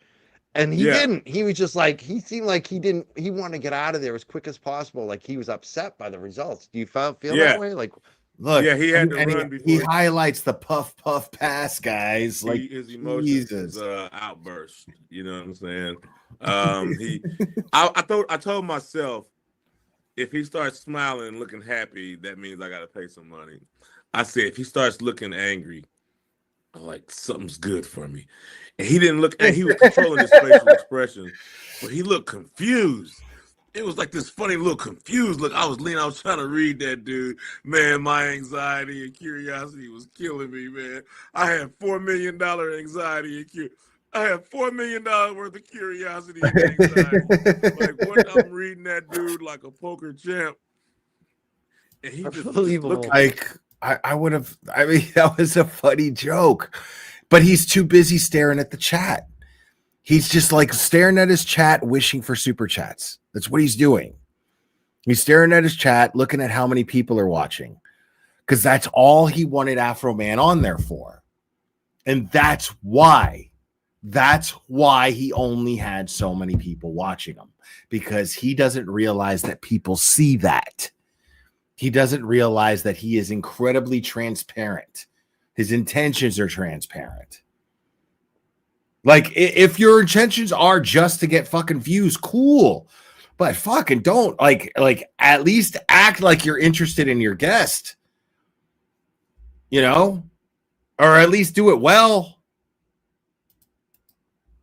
He was looking at the papers like he was smelling a fart while he was reading them, you know? Yeah. Sir, are you aware? You know they call me Mike Cryfart, right? I farted on the stream, so yeah, totally. Nerds.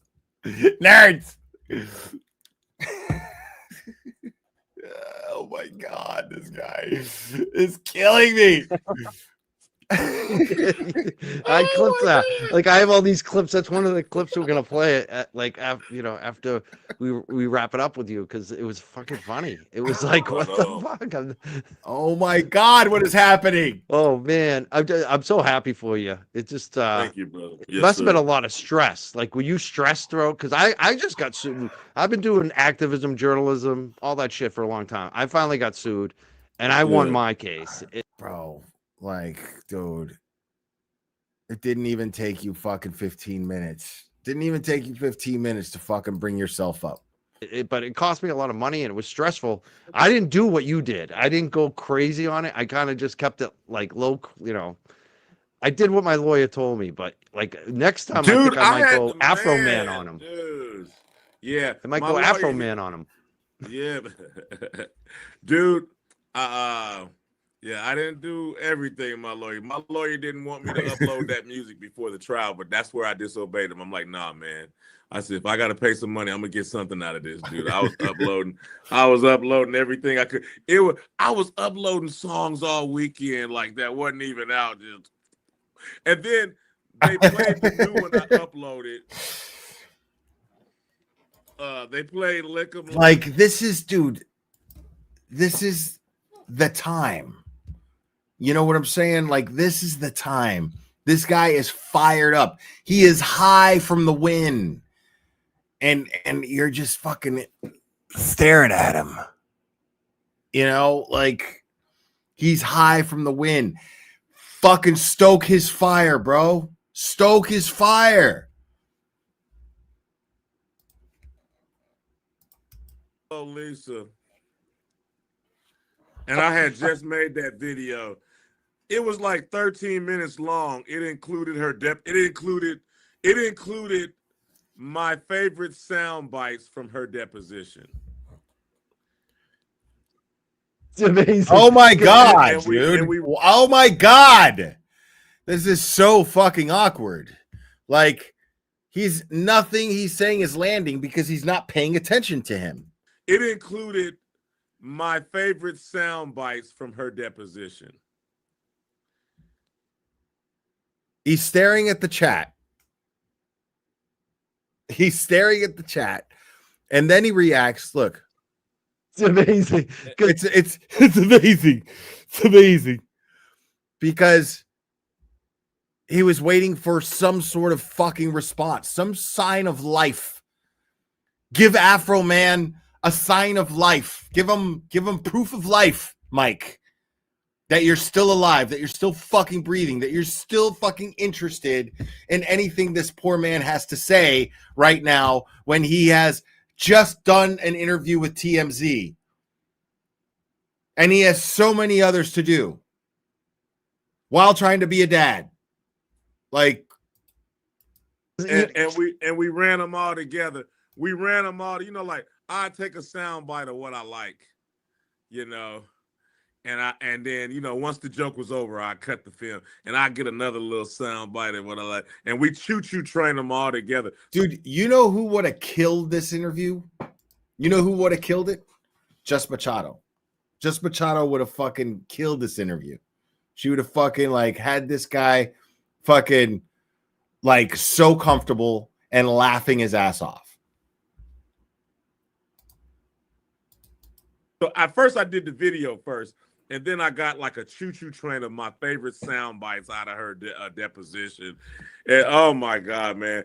They sit there and watch that court. She would have got him so comfortable laughing. Fucking Rakeda too. Yeah, Rakeda would have fucking killed it. But she would have made him so comfortable. They would have been laughing, and she would have got him talking about these fucking cops. She would have got him talking about these lawyers. She would have got him. I mean, it would have been fucking beautiful. It would have been hilarious and informative. That whole 13-minute video, it was so funny. She had to watch herself crying, talking about how, eating pussy, and she was there. Oh my goodness. Oh my goodness, man. And then, the funny part was, it wasn't just the courtroom. They was live streaming out of the courtroom around the world. That I didn't know that. Yeah, we were streaming that. Everybody was streaming that. That was the biggest promotion for you. It was and we're all getting copyright strikes, and you're getting the money for it as we're streaming. I'm like, this is a great marketing plan. I hope you're getting paid on all that from YouTube. It's amazing. It's amazing, and it's like a court thing. It's fucking funny as hell. Emily EC. Low key, I want Nan to attempt to sue Jimmy just so we get to see her terrible lawyering and his fabulous musical numbers on display on a big screen. I can't say I disagree with you, but this is not very low key, by the way, just for future reference. Emily EC. It's not low key at all. Not even a little bit. Yes, brother. Yes, man. It's real good. It all worked out. I'm really happy, and I got some good music, man. And it's you can have some good music, but just people it's clear that Afroman is doing his best to extend a courtesy that he doesn't owe at all. to carry Mike's show. Mike is putting the whole show in Afroman's hands to carry. And it's not Afroman's show to carry. And Afroman feels awkward about it, but is doing the best he can. He's like, okay, it's on me to fucking run this guy's shit. I'm going to do that until I got to go. Scott McGinnis, homie. Remember, for 28 months, Afroman has no idea he is talking to a coward. He does not. I feel like he's getting the idea. I feel like his instincts, you know how you get those instincts about somebody? I got them. Where you get an idea, where you're just like, yeah, better not commit a crime in front of this guy. He would fold under questioning. Don't know about it. And it's like, wow. They streamed it for the whole world. Now the whole world's out there. They can't stop playing Lick 'em Low Lisa. They're loving Randy Walters' son of a bitch. You know what I'm saying? They're loving not even a little bit. No. Sean Grooming Grooms. I got some. My thing was to make a song for each officer. You know, that way They each have their own song. Yeah, you know, that way they all got to hear you. All right, you. Everybody got to pay me, man, you know. So, yeah. It's a beautiful thing, brother. So, yeah, man. My chat's blown up. Now they want you to I mean, perform. he is. They're going crazy. This is what he They're laughing their does. asses off. Agreed, And, Kimberlina. they're Murphy's enjoying Law. this as much as I am. Afroman knows about the cry part now. God damn, I just can't believe that you're here tonight with us. Like, you must have done so much media today. Any interviews that you stand out to you that people should check out upcoming? Anyway. Mo, thank you so much. Not low key. Nan threatened to sue Ray, and I too would love to see her lawyering. I would love to see that too. Thank you so much. What? Any interviews that you did today? CNN. Now, Roland Martin. the only reason he's asking that is because he is hoping to hear a no, this is my first one. This is my first one. That's what he was hoping to hear. Like, this is an exclusive. Turtle Boy, Afroman, and lawyers for First Amendment panel. Agreed. That's going to be great. Captain Skid Marks, thanks, man. Jimmy, I was going to prep for the show, but then I got high. Yeah, this is wild, bro. They need to check out your show. Yeah. TMZ. Yeah, TMZ. TMZ post shit.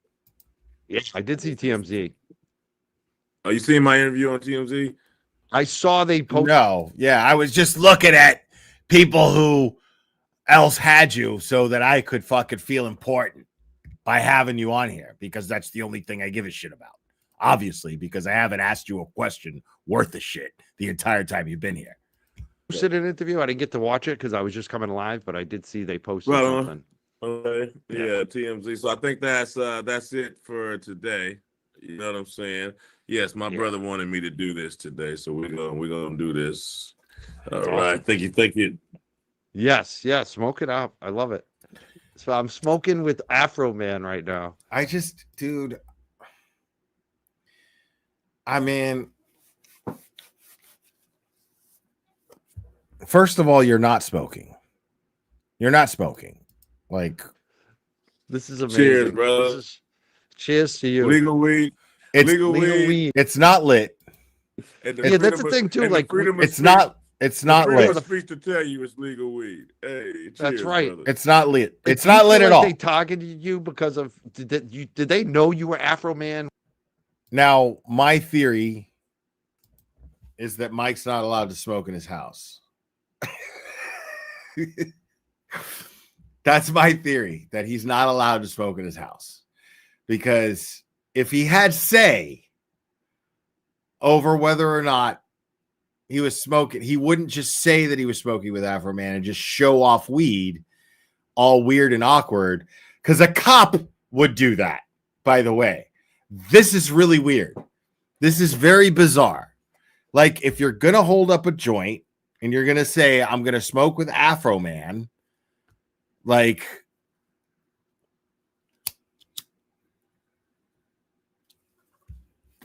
light up the joint, be a man in your own house, and go, it's Afroman. I'm gonna smoke with Afroman. I'm gonna break my own rule. If it was his own rule, he would be like, I'm gonna break my own rule and I'm gonna fucking smoke a joint with Afroman.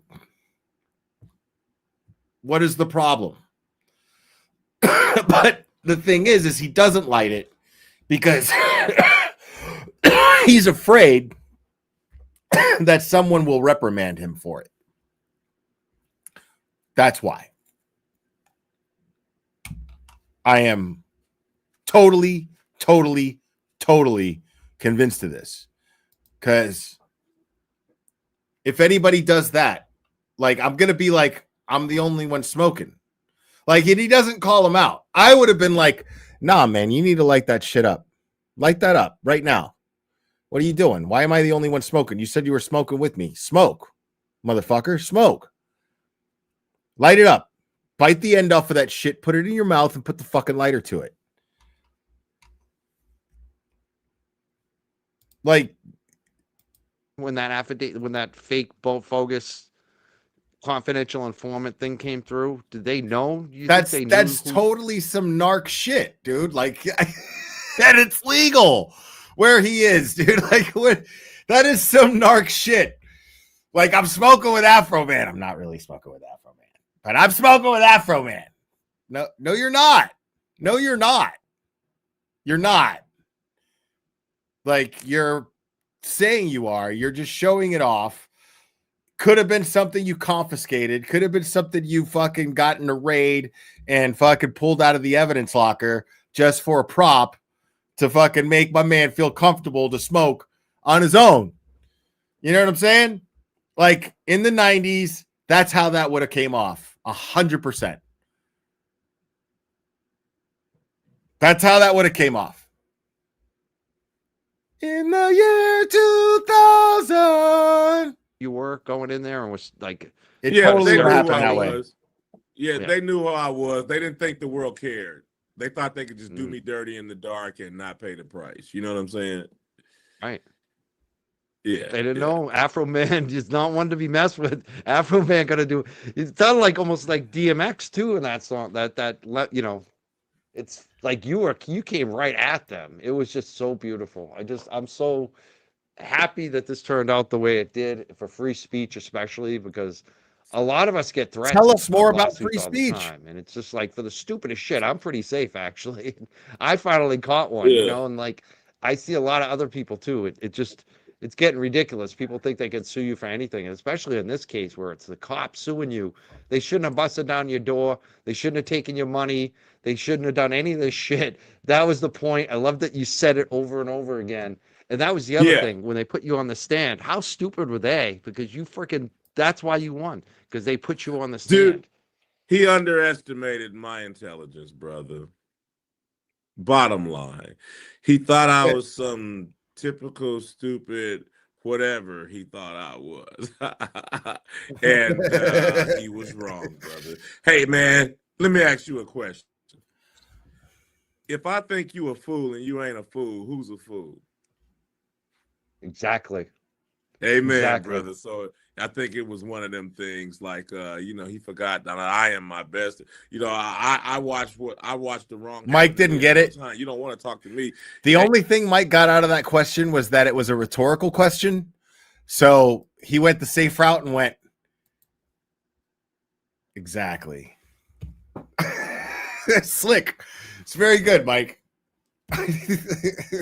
It's very, very slick. Mike didn't get that shit at all. Like, that shit did not resonate even a little bit. But my man was like, the fuck's he talking about? Exactly.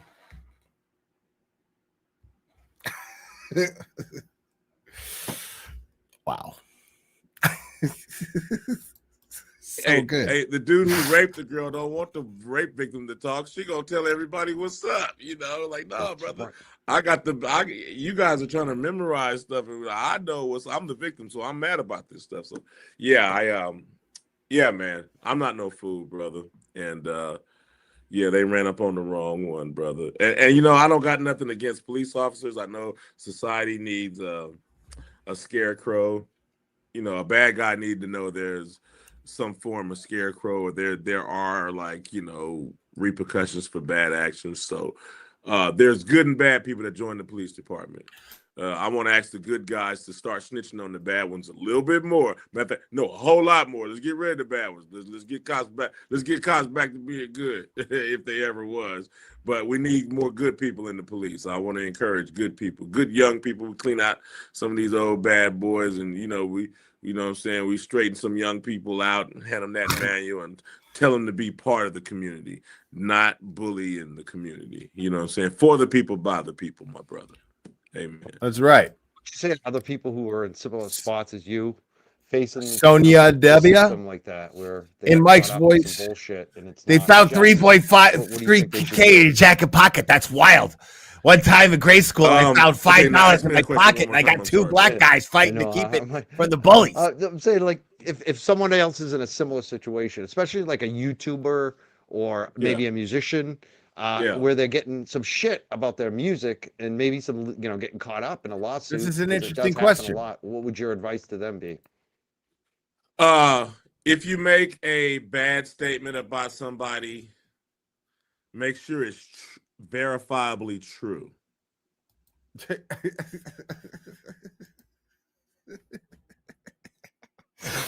Yeah, Mike. Probably some good advice.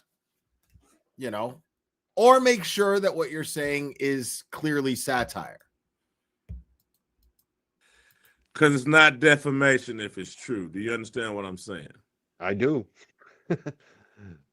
So if you call a guy, do you? That's interesting. If you call a guy a pedophile, make sure he is one. If you say somebody's a thief, make sure you got your film clips ready to verify that. And then if you're telling the truth shall set you free. Jesus told you that 2 million years ago. So, you know, you can reinvent the wheel, but, you know, ain't nothing new under the sun. Tell the truth, and defamation shall set you free. That's exactly what you did, and it worked throughout the whole thing. Hey, did you see when he was trying to call me a liar? I came back. Fact. Like you see what I'm saying? Like he wants to talk about, he's dying. Like, think about it. Imagine Aiden. Aiden already loves to talk about when fucking these people make asses of themselves. Imagine after Aiden's trial, he is gonna be fired up to fucking, like, boast. You know what I'm saying? And rightfully so. And anybody who's going to have him on their channel to have him do that should be fucking engaging that shit. Like, they should be going, dude, you know, like, imagine Aiden has a trial and Tully takes the stand, and then you get to ask Aiden about that shit on your channel, and you go, dude, fucking, what about when Tully was on the stand, with that fucking time when he fucking lied? Because you know he's going to fucking lie. That time Tully fucking lied, dude. What the fuck? What were you thinking? You know, blah, blah, blah. Like, I would have been picking this guy's brain about everything that happened in that trial. And he doesn't, like, and he's dying to talk about it. He's so high from the win that he's dying to shit talk and talk about it. And Mike won't even, like, he's asking you to, like, open the door for him to do that. He's asking you to, like, clear the path for him to go down that road. And fuck it, just and you totally shit the bed here. Awesome the first time. Fact. So when he said this, you know, I didn't waste no words. I countered. You know what I'm saying? Amen, brother. You did. Like when you He couldn't argue did with the that truth. fact, when you had that planned, or was that just spontaneous? No, brother, look here. Let me ask you a question. Do I have to plan the truth? No, no. Let me ask Especially you another you question. too. You're good with the, yeah, yeah. You Do don't I have to plan memorize anything. the truth, bro? Hey, brother, do I have to memorize the truth? No, Do I have to strategize the truth? no. They had to No, brother. strategize. Their strategy went sour. Nah, brother, Yeah. because the truth will set you free. All that junk you talking, them lies, them dudes was liars. Dude said I was the reason for his divorce. His wife came in there, got on the stand, contradicted everything he said. He was a liar. So if you're lying about me breaking up your divorce, what else is you lying about? Should we pass a judgment off to a liar? Should we award money to a liar? No. Dude. He's a liar. I'm telling the truth. That dude's a liar. Yeah. You know Exactly. what I'm saying? The other dude don't know if his brother's a pedophile or not. I That mean, was dude, weird. He's a And liar. his Your face brother- too, like like this is what he says. This is what his response. I would have so many questions. I'd be like, I would be like, dude, like, I mean, if you followed the shit, you would talk about what he lied about. You would talk about all kinds of things. There's all kinds of opening here, an invitation for a riff, a conversation to happen, a really, really in-depth conversation to happen. I would convince myself to not stare at my chat. I would convince myself to do that. Like, this is crazy. Because he is dying to talk. He's calling these people liars. Like, okay, right there. Boom, you could fucking snowball that shit. You know? you could see it in his face. Yeah. And that's the thing. And like, think about it. Like, it seems as though I'm just fucking being critical and shitty to him, right? But I'm saying this, the frustration that you're hearing from me is the guy that at this point when I was watching it on his channel, I was rooting for Mike because I was thinking if he would just do this, he would be able to be like, fuck all of you guys, dude. Fuck Turtle Boy. I don't need none of that shit, dude. I just fucking acquired an entirely new, huge audience. And he failed. You know what I'm saying? Like, he could have, like, he had, and Afroman was holding his hand to do it. He was holding his hand. He was saying, come on, let's go. Let's do this. Let's get your fucking, he wants his channel to fucking blow. He doesn't know shit about Mike. He doesn't know shit about Young Jerks. And he's like, he wants Mike to do well. He's like, you got me here. Everybody's talking about me right now. And you got me here, dude. Let's fucking do this. And Mike is just like,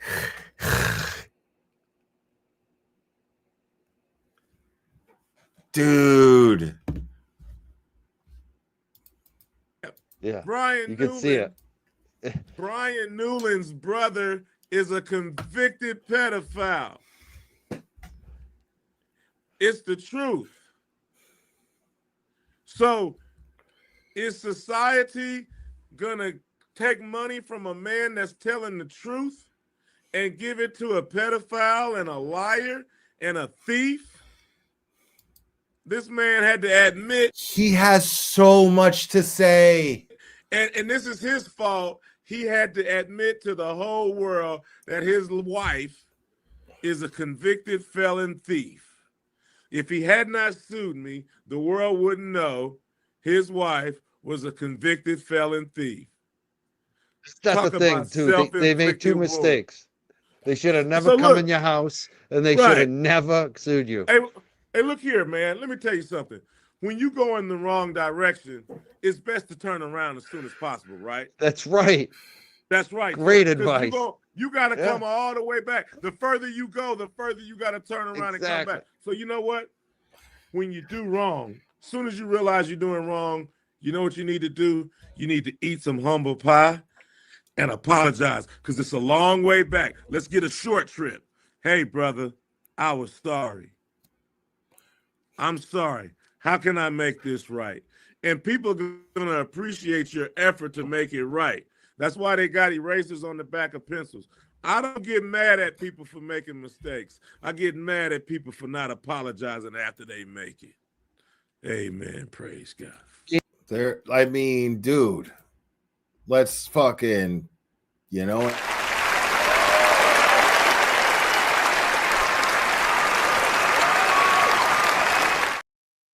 I mean, he's dropping some fucking serious fucking knowledge right now. Like he's like, everyone gets a chance. Everyone gets a chance. I don't get mad at people for making mistakes. I get mad at people for not taking accountability for their mistakes. Like, I felt that shit. You know what I mean? And then this dude is just... Amen. Amen. You are preaching tonight. People are loving this. This is... People are loving it. All he's thinking about is how it's gonna, like, benefit him. And not in the way that it should benefit him. You know? Like he just missed out on the warm, fuzzy feeling that Afroman was Afroman was very proud of himself for saying what he just said. You know? Very proud of himself, as he should be. And Mike is just like, yeah, people are, people are. He's like, I'm not looking for accolades. I'm not looking for the fucking response from the audience because I said that. I'm saying that shit because you and me we're having a conversation that I have to carry. So on point. It's the truth. We see this so much, even in our daily lives, like the rest of us too. It's like you see this all the time. Dude, people just a little keep going in the apology. wrong direction. It's like you gotta stop, turn around. Watch this. And I knew they was wrong when they kicked them. I knew they was wrong when they showed up. So what? They just kept going in the wrong direction. They ain't turning. Generic responses, they absolutely. They just going in the wrong direction. They're going in the wrong direction. And look at the direction that they life took them. Nobody would have knew your wife was a thief if you would have just told me you were sorry. Nobody would know your wife was a convicted felon thief. If you would have just told me you were sorry, nobody would know you're a pedophile and your brother's a pedophile and you're both in the police department. If you would have just told me you were sorry, nobody would have known that I possibly fucked your wife. You don't even know. Like, and the beautiful irony here is Aiden, the similarity with Aiden, the Streisand effect that's taken place with Aiden being charged, and Afroman is confirming this to Mike on his channel and all of Mike's audience that hate Turtle Boy, and it's beautiful. It's funny as shit. Like, none of this shit would even be a thing if you hadn't charged me, if you hadn't thrown me in jail. I wouldn't have the evidence that I have against Tully. I wouldn't have the evidence that I have against Krusty Panties. I wouldn't have the evidence. I mean, this is hilarious. I wouldn't have the evidence that I have against Ken Mello, Commonwealth of Massachusetts. I mean, all because they went after him, tried to shut him up. And Afroman is basically telling his story, which is almost similar. It's parallel to it's parallel. It's a parallel universe of the same shit. Nobody know you ran a stop sign and hit everybody. If you would apologize, none of this stuff would have happened. But no, you were stubborn. You was a brat. You couldn't admit you was wrong, and you kept going in the wrong direction. Not a whole world see it. Not a whole world see Lick 'em Low Lisa. If she would have apologized, I wouldn't have even wrote the song. But she couldn't do it. She had to keep going in the wrong direction. And she couldn't see. Oh, and then after I put out the videos, they still couldn't see it. They had to keep going in the wrong direction.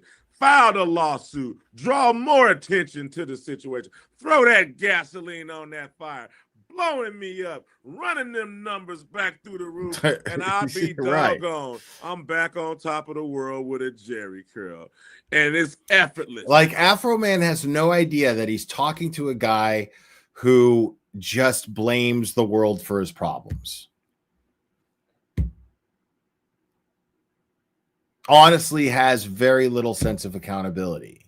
Like, let's be honest. Like, he did apologize. Some of you guys are thinking, well, he apologized to you, Blair, because he spread some false rumor about you getting DUIs in some fucking state, New Jersey, that you've never been to. Okay, but let's be honest. Would he have apologized? Do you guys think that he would have apologized had he not already gotten sued for defamation? Because he seems to talk about it a lot. He seems to be concerned with this lawsuit a lot. And I would have not sued him for that. You know? I mean, I could sue JLR. I know he's raking in the dough. I totally have a fucking valid lawsuit against JLR if I wanted to. Which we'll get into that too. It's going to be a long night, guys. But I don't think that he would have ever apologized if he wasn't afraid of litigation. And that's just everything about his character tells me that. You know, some people might be like, well, that's shitty, Will. Well, everything about his character tells me that. All of his actions leading up to this tell me that. It's a fair theory. Because it's all their energy. It's all their fuel. I just got high. Off of them going in the wrong direction. Taking me up, and I'm the one right. The truth is going to set me free, though they're lying. They're liars. Like he's trying, he's trying to go off, and he's just not. Mike is not providing the energy for him to feed off of and go. You know what I mean? Like he's trying. He's looking for that fucking fire. He's looking for that fire. He's looking for the gasoline for his fire. And Mike is just not giving it to him. She's lying. She held that AR-15 in my yard with the finger around the tree. Where was them tears at when you was holding that AR-15 in front of my kids? Where was them tears when you was cutting my video camera? Right. You know, and now the whole is streaming all over the whole world. And if they would have just been quiet, my little 200,000 Afroman fans would have knew about the song, and probably only a fourth of them would have liked it over because I got high and crazy. Mike streams trials and walks away. Like just lets it stream. Like he snipes whoever else is streaming it and then just lets it go. And doesn't pay attention to the details of the trial. He just doesn't do that. And that's why he doesn't have questions to ask. Crazy rap. But by them making such a big deal, suing me, going on the trial, not settling with me, not doing this, now it's all over the place. They don't get no money, and their humiliation has been quadrupled. And are we offline? Still here. I'm just focusing on you. I just like doing the highlight on you. I was like, did I get high? I can't high. We're all high. Right. No, I'm high off your words. Like, yeah, I didn't smoke weed. I'm just high off your words. I made you smoke alone, even though I said I was smoking with you. I'm ready to go. Like, it's late. I brought you on to make you look like a weed fiend. You're welcome. Like, I'm old, 8:39, and I'm ready to like go freaking running and like fight some people and like let's go. You got me fired up because it's true. Like that's exactly what they did. They try to fuck with you and they kept going the wrong fucking direction. And Dude, is it you too gotta late for learn them? that. Can they Look here. apologize now? Look here, brother. Look here. That's what little kids learn when their mom got a little switch. Say, you go over there and tell Johnny you're sorry. They get rid of that ego that's gonna hurt them later in life. You know what I'm saying? I do. I'm blowing Some up, people brother. never get that for some reason. Yeah. And a lot of You them in know, law enforcement, unfortunately. yeah, yeah. But one cop, the guy Randy Walters, That's interesting. I do. when they Apologize now? look here, brother. Look here. That's what little kids learn when their mom got a little switch. Say, you go over there and tell Johnny you're sorry. They get rid of that ego that's gonna hurt them later in life. You know what I'm saying? I do. I'm blowing Some up, people brother. never get that for some reason. Yeah. And a lot of You them in know, law enforcement, unfortunately. yeah, yeah. But one cop, the guy Randy Walters, the one that was my lawyer kept playing with him, talking about fucking his wife and all that shit. He came up to me and apologized. He And did. he told, yeah, I was getting in my truck, leaving the courthouse. He came up to me. And See, he I apologized. can't help but look at this as like a deficit of information, right? Because even though he's giving up a lot of cool shit, like he's saying, okay, well, one of the cops actually came up to me and apologized. That's very interesting. I'm very interested in hearing about that. That's great. But Mike didn't do anything to elicit that. You see what I'm saying? And I feel like if he's willing to give that information up, that means he's dying to talk about all of this stuff.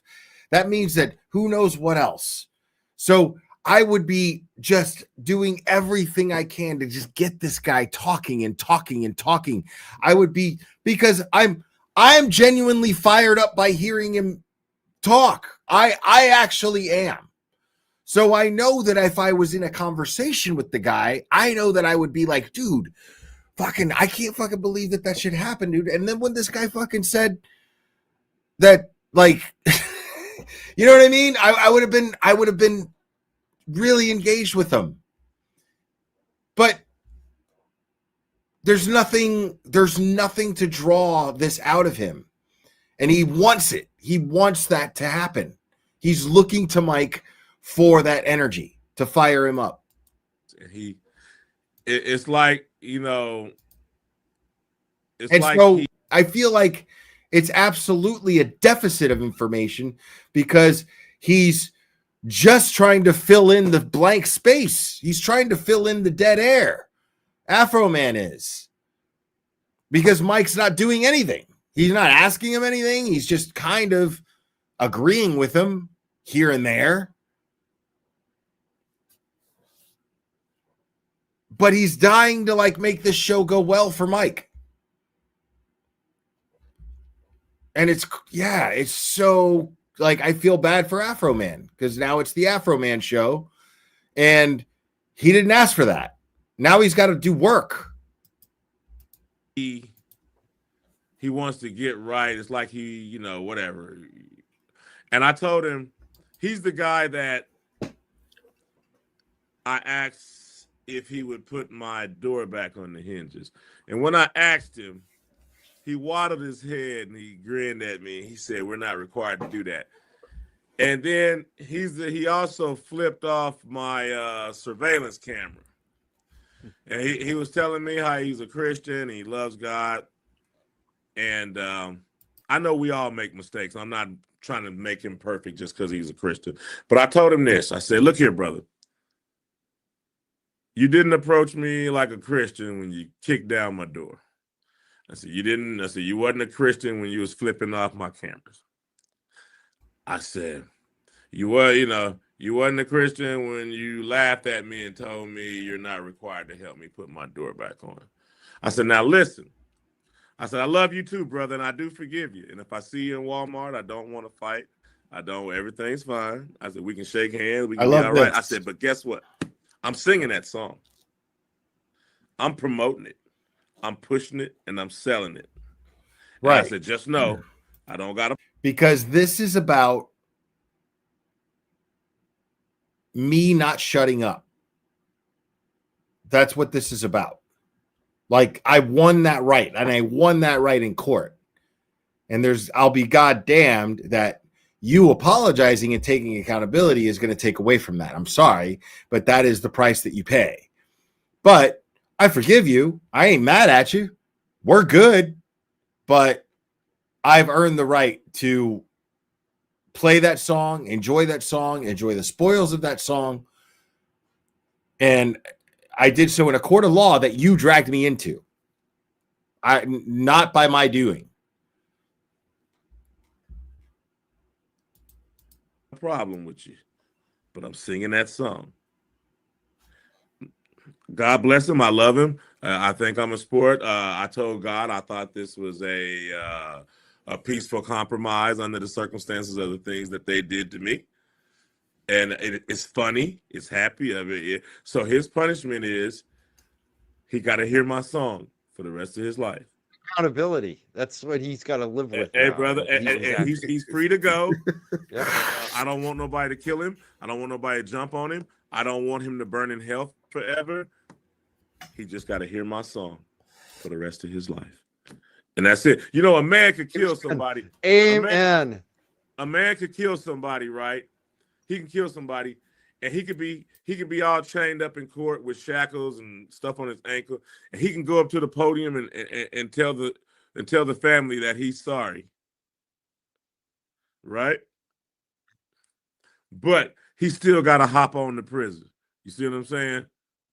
We glad that you have to have some accountability. Yeah, we glad you showed some sort of remorse.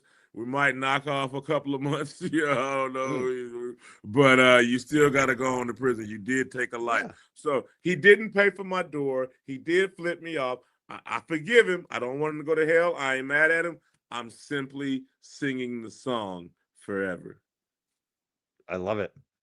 I love it. That's the best accountability right there too. And personally, he said he was sorry. That has to feel a little good for you. Yes, sir. I respect him. That's I respect the best accountability. It took a lot of balls on his part to even approach me. So I respect what he did, and I love him. He's my brother in Christ, and I ain't mad at him. I'm singing that song, and I'm promoting it. And I'm sorry, but I'm singing that song. Amen. I love it. This is amazing. Oh man, I've enjoyed this. Anything else you want to say before we let you go? Because you've been going on there yet. You just picked up your kids too.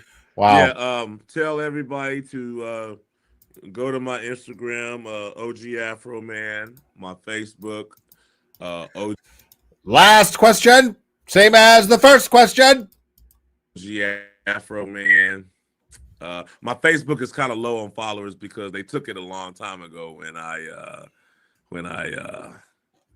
don't know. I guess I was advertising my new strand of weed too much. On yeah, Facebook. that's they used to whack me too. Now they give us money. It's funny. They kind of cooler, but the weed thing, even on YouTube, they used to penalize the shit out of us. All right, whatever, pimpin'. So but I want everybody anyway to my my websites and check out all my new videos.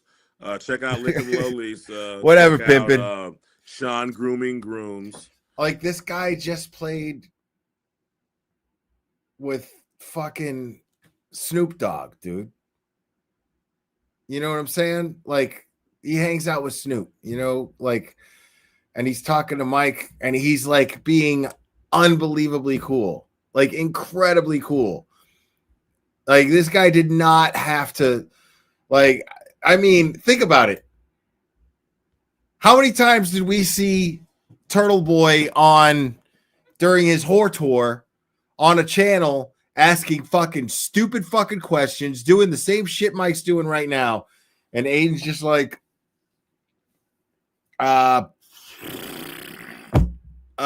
you know what I mean? Like, this guy right here, just like, he should fucking get an Oscar. You know what I'm saying? Like, Aiden's got better things to do than to have his fucking time wasted with fucking bullshit questions, right?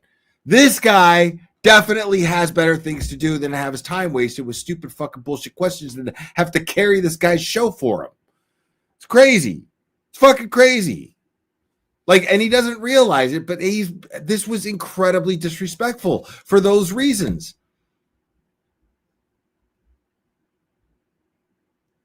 Like, he could have had, like, if he would have gotten fired up, if he was a genuinely fired up individual and really actually felt passionate about Afroman's case and what he just saw and genuinely felt inspired by him, that conversation would have went a lot more interesting, and it would have drawn a shit ton of people, a whole new set of viewers for him.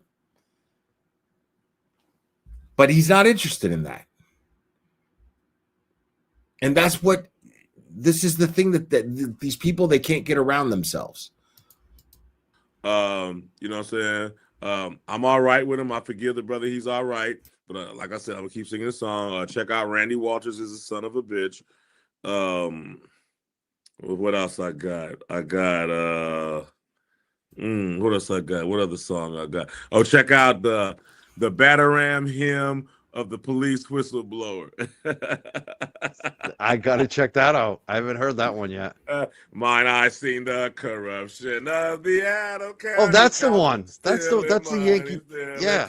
When they make their traffic stops, first they screw you, then they sue you. Play games and dismiss your claims.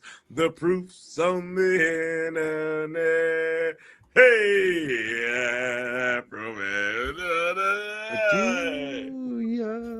I love it. That's the one I have. Yeah, like, I missed it, but I remember watching it live, and he actually was like, the chat wants you to perform.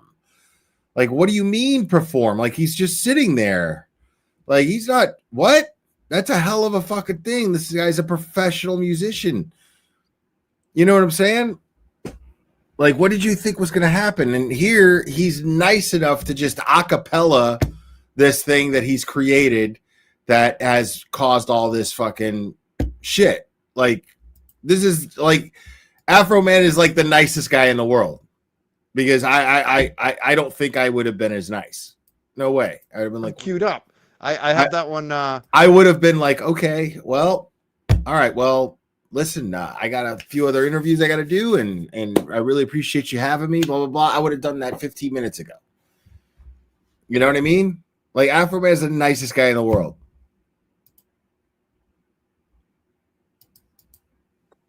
I didn't know that was the name. I thought that was, I got him confused.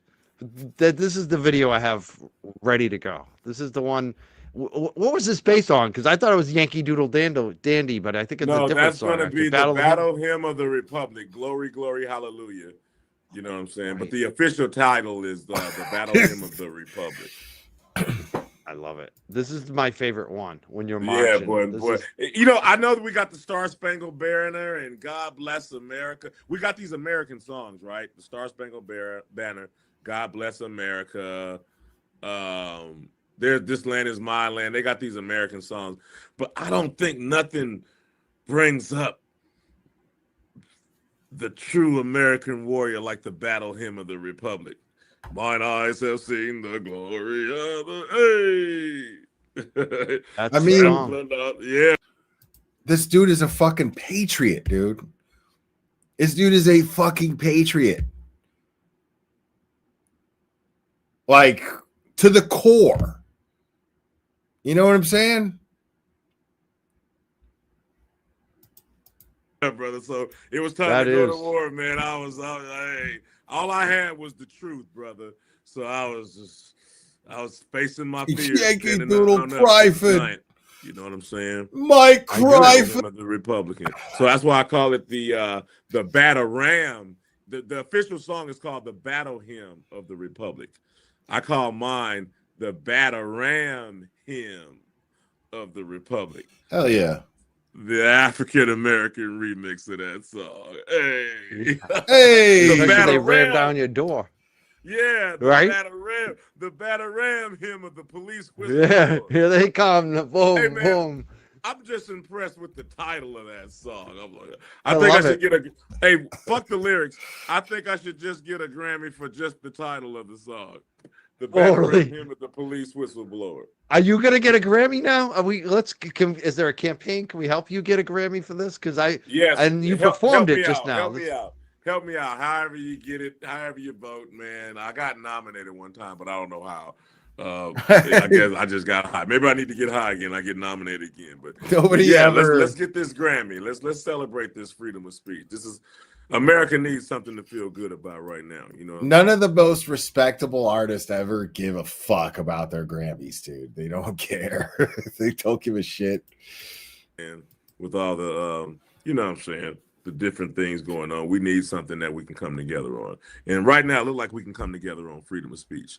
Because mad people can't even curse each other out. We ain't got no freedom of speech. So that's the first thing we need to take care of. So we can't even fight. Especially against the cops up.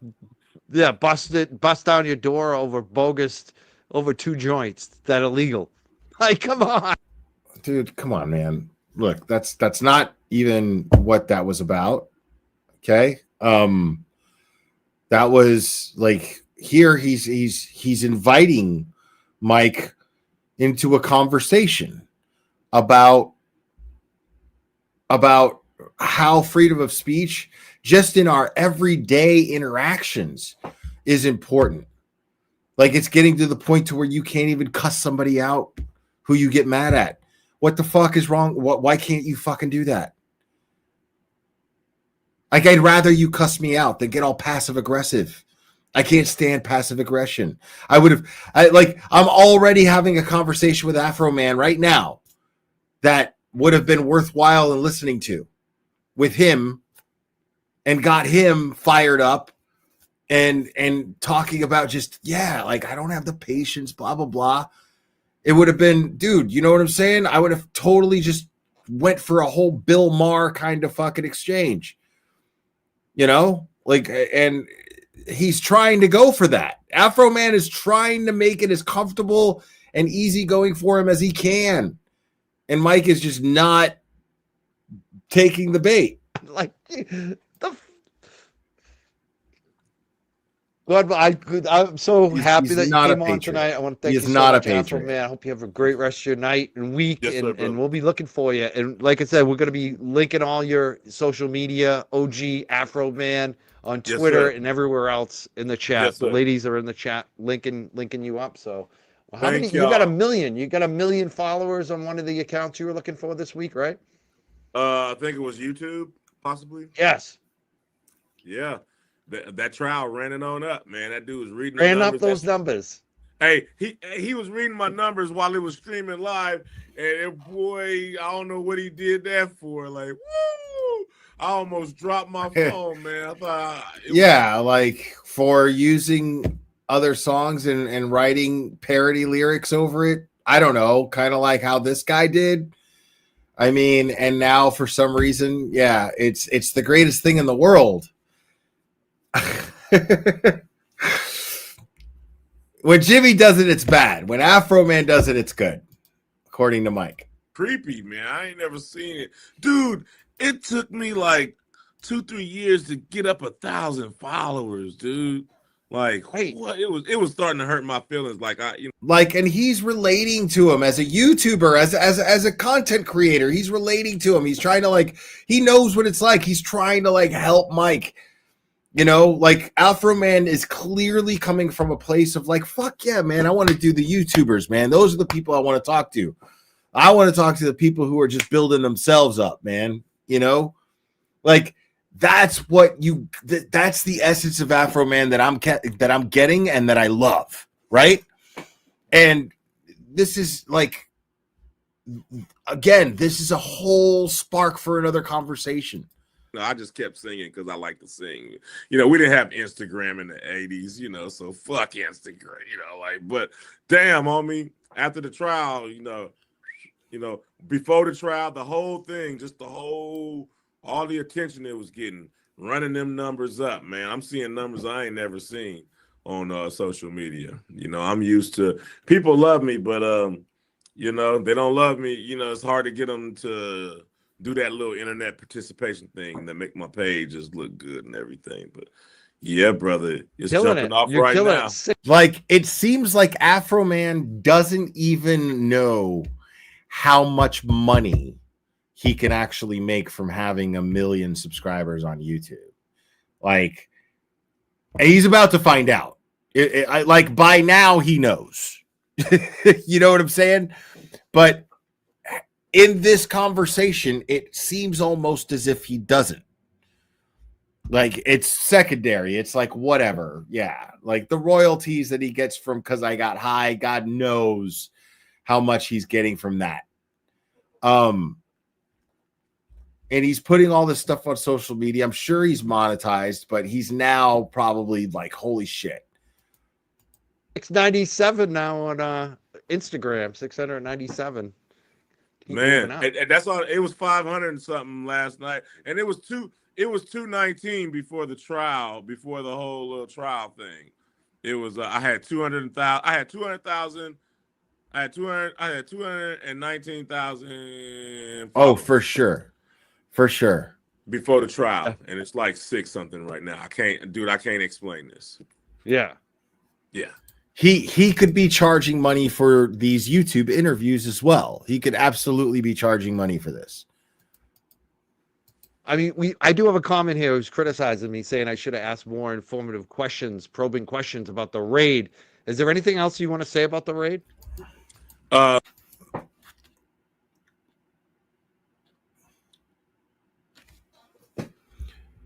I'm getting criticism because that's what that was. I'm getting criticism that I'm not asking you more probative questions in regard specifically to the raid.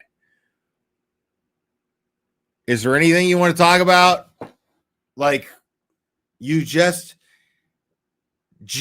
doubled down. Like, that you just got criticized for not asking probative questions about the raid.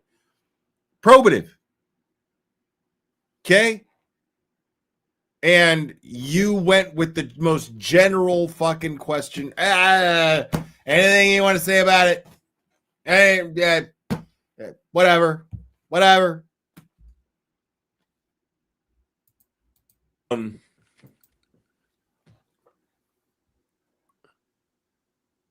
The lady they interviewed gave them Jesus false Christ. information. They never should have raided my house in the first place. Like, you just made this man work. You're making him think. The idea is to get him to talk with more feeling than thought. That's the idea. You want this man to talk. You want this man to open himself up on your channel. And he's begging you for an opportunity to do it. They never should have vandalized my property, knocked down the door, placed themselves on my cameras and in my music career. See what I mean? We've all heard him, as important as it is, but we've all heard him say this numerous times already. Now you have an opportunity to ask him a probative question that nobody's asked yet, that nobody's heard him say anything yet. You are one of the first people to have this guy on your channel. And you have an opportunity now to ask him things that fucking people won't have a chance to ask him and be the one to get him to say it. You have the opportunity now to do that. And because you were butthurt over the criticism, you went, anything else you want to say about it? And you could have just, like, you could have prepared for this. You know? Like, a probative question means, like, a specific question. I mean, in regards to any of the cops that were there, in regards to one specific thing that took place during that raid. Tell us about the night. Tell us about the night of. So, is it right you were in Chicago when it happened? What exactly, I mean, tell us about the phone call that took place. Like, how did you find out you know, and how's your family doing now in regards to this? Blah, I mean, it's not that hard. It's just simple, basic shit that shows interest.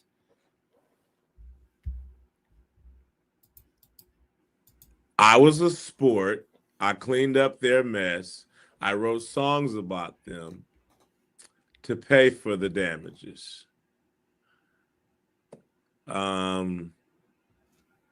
That's just about it in a nutshell, man. And I wanted to turn a bad thing into a good thing. I said, hey, I'm gonna write these songs to pay for the damage. If these songs I write about them Like, suck, yeah, he doesn't understand, dude. Mark the Mighty One Bettero carried his channel. He won't come to terms with this. And that was because you don't have to ask Mark Bettero questions. Mark Bettero goes on there because he already feels passionate. He has passionate opinions already formed about what is going to be discussed. And he is going to riff. He's going to go. You know what I'm saying? And that's all you got to do is let him go. You know? Now, you can still have a conversation with Mark. I'm not trying to say that. But you don't have to necessarily when it comes to stuff that Mark is passionate about, because he will just talk. And you could sit there and listen to it because it is going to be insightful. But you can also just talk to Mark. You know, he's interested in your opinion as well. But the thing is he doesn't realize that Mark is going to, okay, if this is how this is going, then fuck it. Yeah, I'm just going to fucking talk. Cool. I can talk all day about this shit. You know what I mean? And now that shit he's learning, that shit just doesn't fly with everybody, dude. Politicians, that's easy. Politicians just want to be heard. They don't want to listen to anybody. They want to be heard. But you've got this guy on here who is just like, I want to talk to somebody. I came on here to talk to a real motherfucker. A real motherfucker who's just trying to do his own thing with his YouTube channel. And I'm trying to have just a cool conversation about free speech with him. But I guarantee you his pitch when he reached out was like, I'm a big weed advocate and I've done this and I've worked with this politician. I've done this advocacy for this and blah, blah, blah. I sent him some resume that might have been impressive fucking 10 years ago. Guaranteed. And what he didn't expect was somebody who was going to fanboy him and hopefully get high times quality weed porn. When the dude just did something incredible for everyone's free speech. Like, I would be thanking him. Like, it's crazy to me. it'll at least make enough to buy a new door. You know what I'm saying? And my gate and stuff like that. Mike stole Afroman's high live right in front of our eyes. Hey, you invest into something, you're not mad if the stock. Mike stole Afroman's high live in front of our eyes. How shit do you need to be to break fucking Afroman's high? Jesus Christ, dude, that is fucked up. Yeah, dude, like you fucking killed Afroman's fucking buzz, bro. Go up and it just, hey, I threw in like the bank. I threw in 30,000, and the man called me back and said, "Hey, man, that 30,000 and turned into 60." Well, I ain't mad about that. So I've invested in unreal. I did it to just repair the door, but if it turns to Michael Jackson, Billie Jean, hey, I'm gonna just do the moonwalk and hit and sip a Pepsi, baby. You know what I'm saying? I ain't gonna stop them. I'm gonna let them do what they do. I'm a farmer. I planted my seed, and I'm gonna let it grow. Numbers just kept going up off of this, and congratulations, you deserve it all. My brother. Unbelievable talent.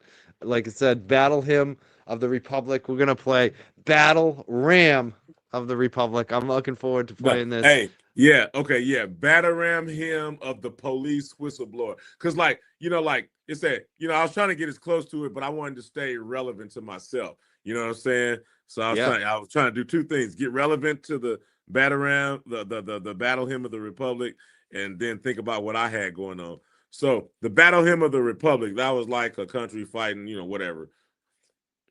So I was fighting the police, so I called mine the Bataram hymn of the police whistleblower because I'm pointing out the police pedophiles, the thieves, and the liars. So this was my Bataram hymn of the police whistleblower. God bless. Oh yeah, and I Mo, love thank that you you. used that song too, because Thank you, Mo, for the Venmo. In lieu of a super chat. Thank you so much. I appreciate that. Very sweet. just sent that. You can feel it as soon as you do it. It's like you get what this is about, and that you are an American. That this is an all-American story. You took on the system and you won. And I couldn't be happier and prouder to have you on the show tonight, Afroman. Thank you so much for spending the time. We're gonna play your song, and we're gonna review some more of your video too, from your testimony. Just amazing. Thank you so much for spending the time with us tonight. Yes, sir. And then he stayed live, just to he was hoping that people were gonna log in to watch because it was just gonna draw all these people, but it just didn't happen because he got in his own way, and he's just never gonna come to terms with that either. It's just so fucking. And I'm telling you, I was rooting for him. I was hoping that it would work out, But just getting the guests is not enough. You've got to deliver when you have the guest. You know what I mean? It doesn't mean anything to get the guest. Anybody can get the guest. Now, I am going to pull up this thing. I'm going to move on from Cryford here. And I'm going to discuss something here.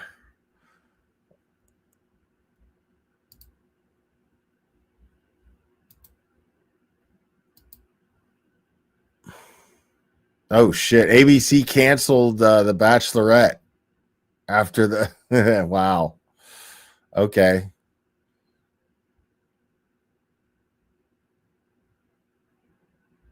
And then this other guy, Roland Martin, he interviewed Afroman, and he only got 948 views. See, Afroman's he's going around, he's doing his own little whore tour, man, which is awesome, dude.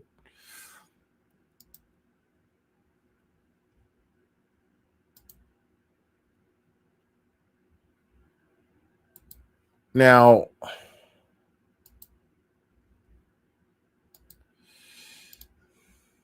this came across my desk today.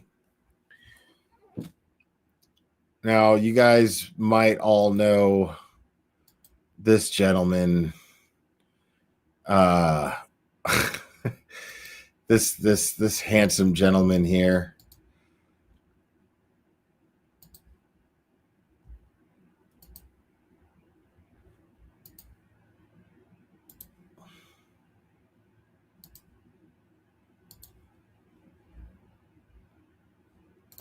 Now this guy,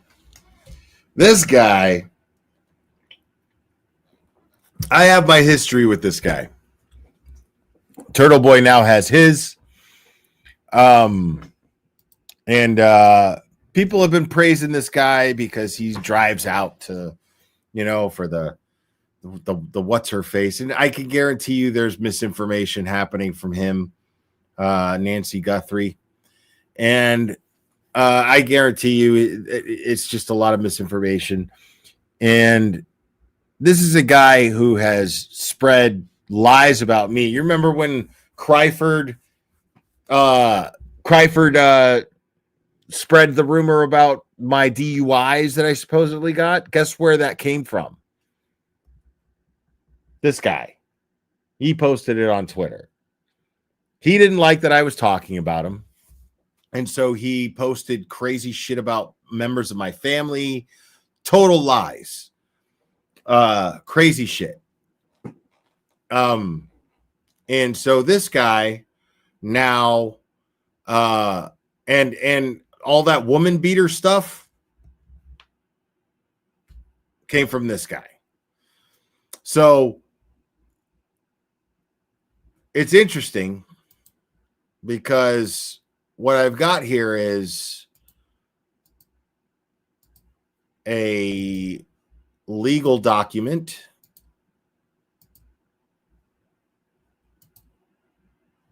of the Chelan County Sheriff's Office. Now, apparently, let's see here. It's a domestic disturbance. Okay. Received by R. Miller, responding officers Kyle Taylor, Lucas McMoss, Aaron Seabright, Andrew Tilton. Kyle Talley is the responsible officer. And this was reported on Christmas, this past Christmas of 2025. And the complainant is a woman named Jamie Tennille Phillips. Personal information is redacted here. Good. And the report is ASNC. Now, I have not read this report, by the way, but we're going to read the report. I was saving it for when I was going to be live. So I will be reacting to this. I just posted it, and someone sent me an email talking about this. And so,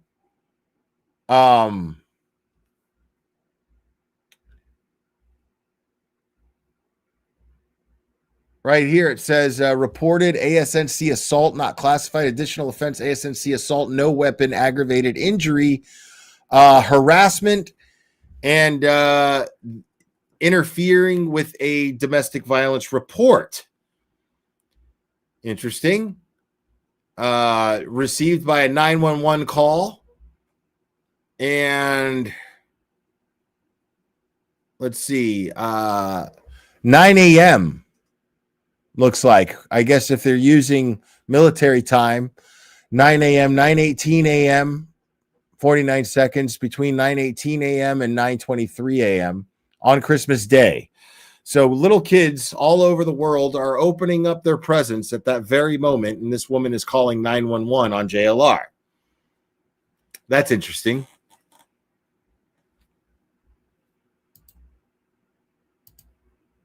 The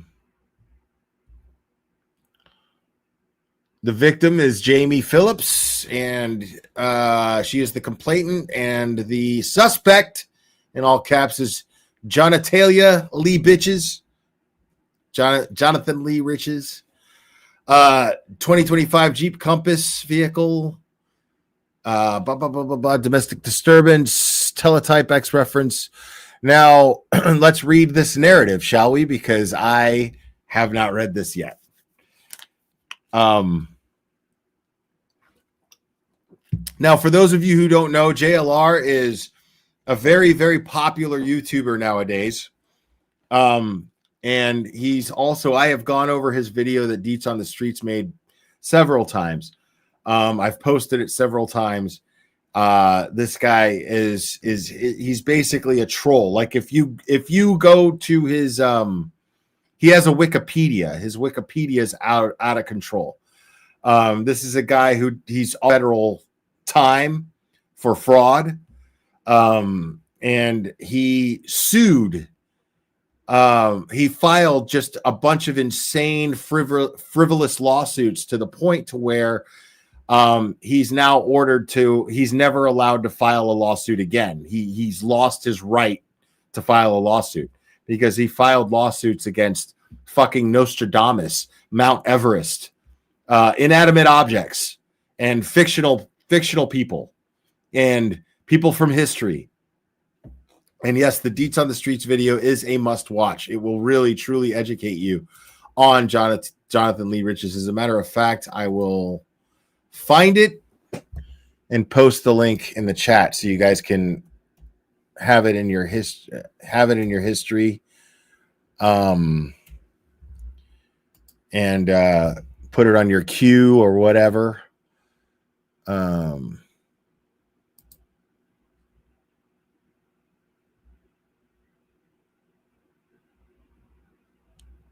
And she's got some really good Karen Reed content in here too.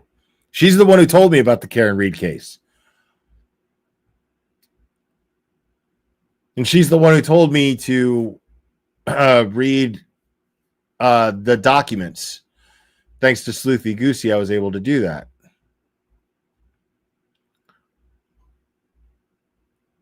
Here we go.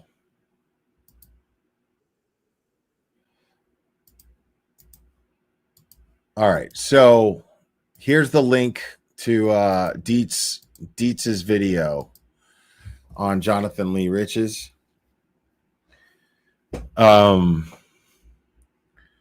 Very informative. It's an hour long, but it's all of it is verifiable with receipts. She shows the receipts in the video, like it's all verifiable. Dietz is I vouch for her when it comes to being fact driven. 100%. She's extremely fact driven and very detail oriented.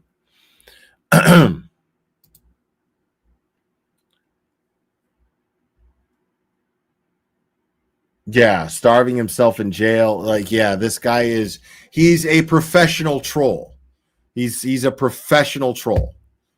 The only reason that he doesn't do the things that he was doing before is because now he's reached the level that he wants to be reached, that he wanted to reach as far as an audience.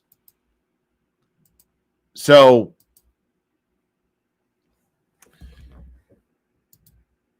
let's see what this says here. The narrative. The following report is a summary of an incident which occurred to my recollection. This report also serves as a summary of my involvement and understanding of said incident. Furthermore, portions of my involvement were recorded by audio and video on my department. Hold on, I got to take some ibuprofen. Oh, I only have like one left. No, I have 3. Sweet. I have more upstairs.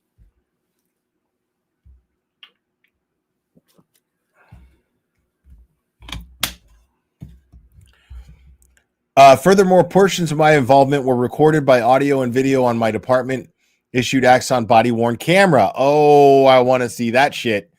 Please review the incident recording for chronological order, exact statements made, and or for further information outside of this report. On 12/25/25, approximately 10:21 hours, I, Deputy K. Taylor, was working uniformed patrol and driving a fully marked patrol vehicle for the Chelan County Sheriff's Office. I responded to the All Seasons River Inn, located at 8751 Icicle Road in Leavenworth, Washington, for a report of an assault. The victim reporting party identified herself as Jamie Phillips. Jamie told dispatch that she received an injury to her nose from a fight last night with her boyfriend, Jonathan Lee Riches. Rivercom was also informed Jonathan had taken Jamie's phone and left last night. I arrived at the location at the same time as aide. We contacted Jamie at the main entrance door. I could visibly see bruising around Jamie's right eye, consistent with being in the early stages of a black eye. I could also see a small red mark on the upper right corner of the bridge of Jamie's nose. Her nose was visibly not straight and resembled what I have observed through training and experience to be broken. Jamie requested we all speak in the room where her belongings were, which is the Shenandoah room at this location upstairs. Holy shit, dude. I'm sorry, folks, but yeah, that's a woman beating piece of shit. who lies about people being woman beaters, by the way, but is a woman beating piece of shit. Fascinating. Jamie advised sometime between 2300 hours last night that she had confronted, and 0 hours last night, that she had confronted Jonathan about things she observed on his work phone. So from 11 p.m. to midnight, she had confronted Jonathan about things she had verbed on his work phone. He's probably sexting with chicks. Jamie stated it was things such as communication with other women, and that she described to be porn. So he's got women sending him titty pics and whatnot. It happens. Nothing wrong with that if you're not in a relationship. Jamie stated all I'm saying is I'm not judging him for it happening, but I'm saying I'm not judging her for being mad about it. That's all I'm saying.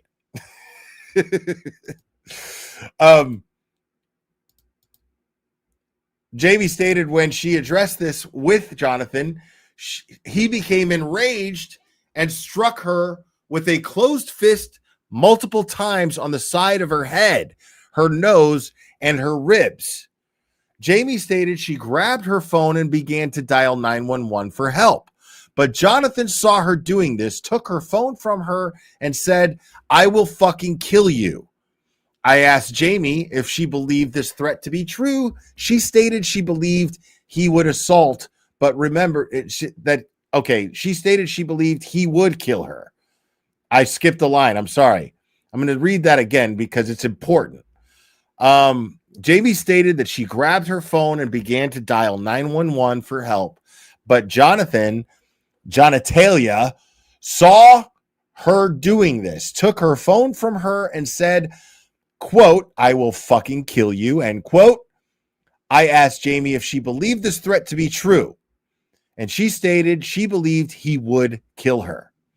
Jamie stated she believes at some point she lost consciousness after the assault, but remembered Jonathan grabbing 2 bags, his personal cell phone, Jamie's cell phone, and then leaving. I asked Jamie what phone she currently had, and she stated it was Jonathan's work phone that he left behind. Jamie stated she did not know where he went, but believed he may have taken the white Jeep Compass that they rented. I observed a white Jeep Compass to be parked outside prior to making contact with Jamie. Now, I have some thoughts on this. Let's talk about the scenario. Let's talk about the scenario real quick, folks. Yeah, this is infuriating. Because what just fucking took place there is this dumb motherfucker took her phone so she couldn't call the cops and report him, but left the fucking work phone that got him pissed off in the first place that she was going through. Work phone, meaning his YouTube and social media related phone. Now, I don't have 2 phones, but I also don't have 500,000 subscribers either. But a few people have more than 1 phone that I know who are on social, who make a living from social media for the most part. So that's not suspicious to me. It's just I don't feel the need for one, at least not yet. But I find it fucking wonderful, fucking beautiful, as a matter of fact, that this shitbag took her phone to try to keep her from reporting what happened, and then forgot the phone that caused the whole problem in the first place, the one she took. I fucking love it. I love it.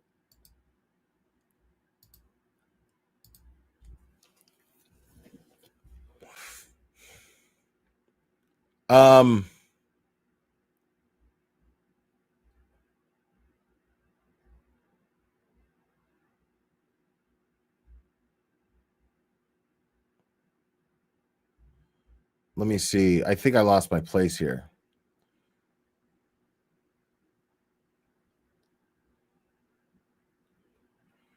Okay, she stated it was the work phone that he left behind. Jamie stated she did not know where he went, but believed he may have taken the white Jeep Compass they rented. I observed the white Jeep Compass to be parked outside prior to making contact with Jamie.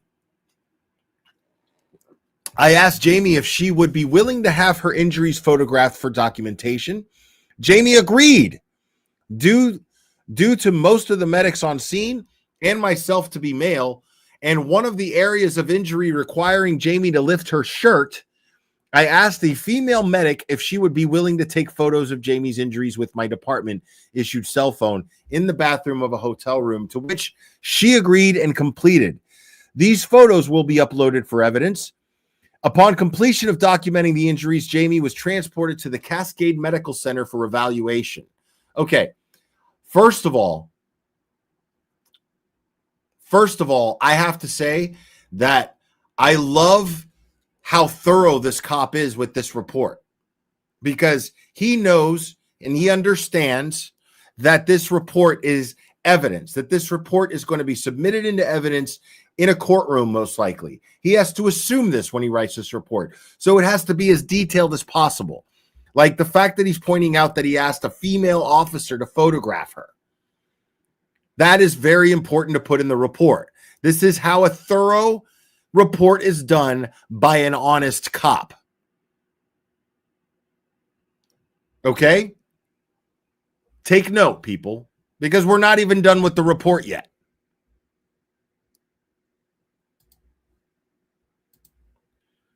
I requested Rivercom to put an ATL out for Jonathan.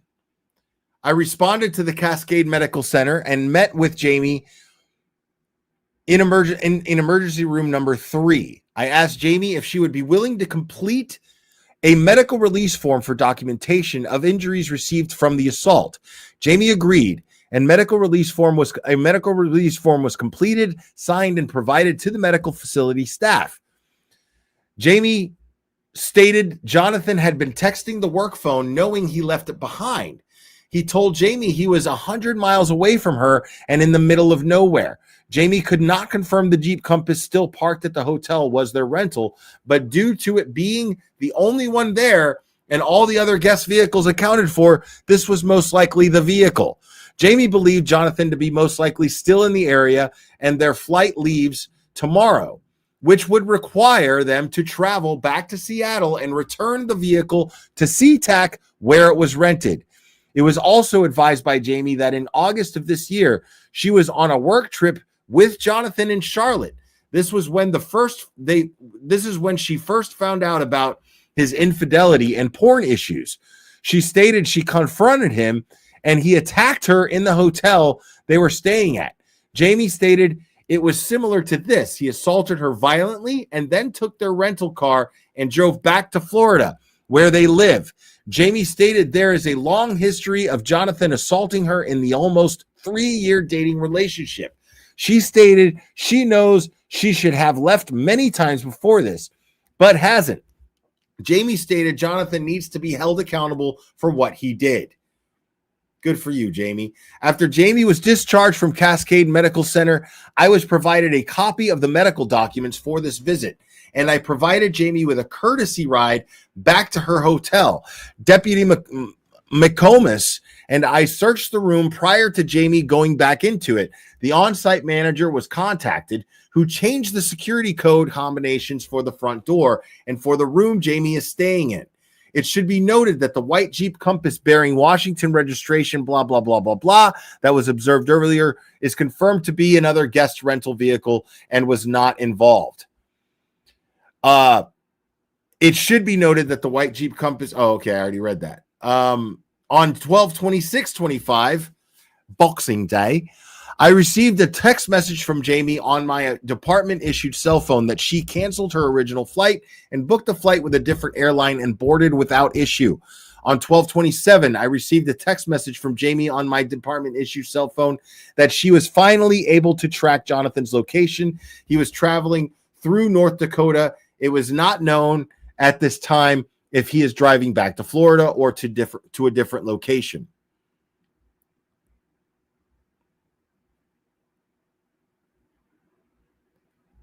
Did the victim, these are the incident report questions here.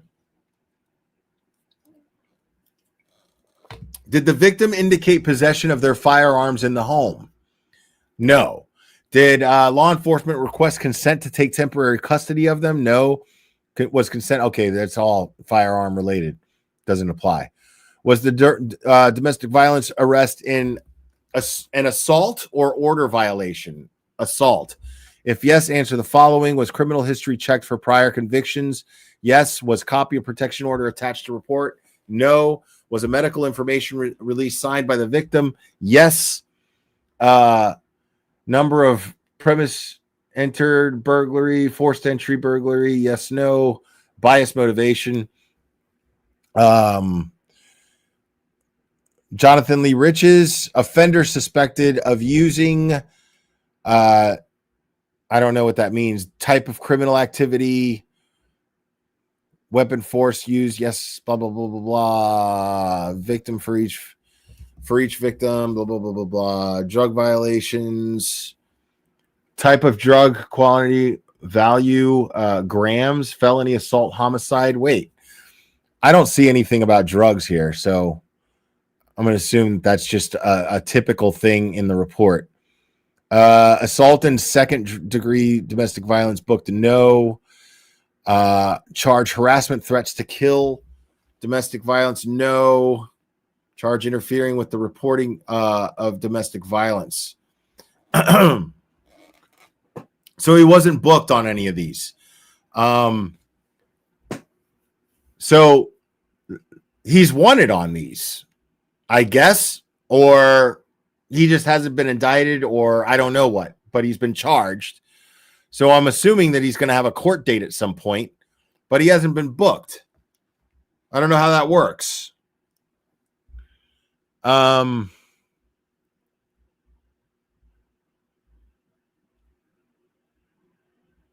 They towed his vehicle.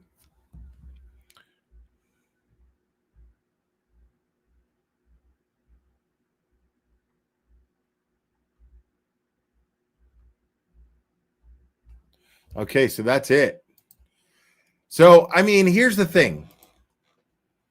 I want to be very clear about something, because I would absolutely, regardless of this fucking piece of shit and the things that he's put me and my family through his lies, regardless of that, if it was a simple he said, she said thing, I would be defending him. I'd be like, dude, I know what that's like. But the problem is that there were bruises, and they took pictures of her injuries, and he got charged. That's what's happening. Or they are looking to charge him. He got charged, but he's not booked. So here is a guy right now who clearly there's evidence that he's a woman beater. I mean, clear evidence that he is an absolute woman beater. I mean, this is a detailed police report, and this cop is saying that he had a female officer take pictures of her injuries. He described these injuries as being very consistent with a broken nose. Okay. And a black eye.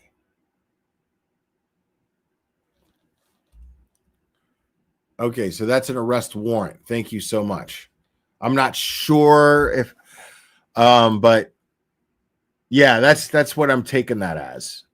So why hasn't he been arrested yet? Unless they just put that out there, because we're just now getting it. So maybe it was just put out there. So they're waiting for him to turn himself in. Is someone going to pick him up? Because he was live today. I mean,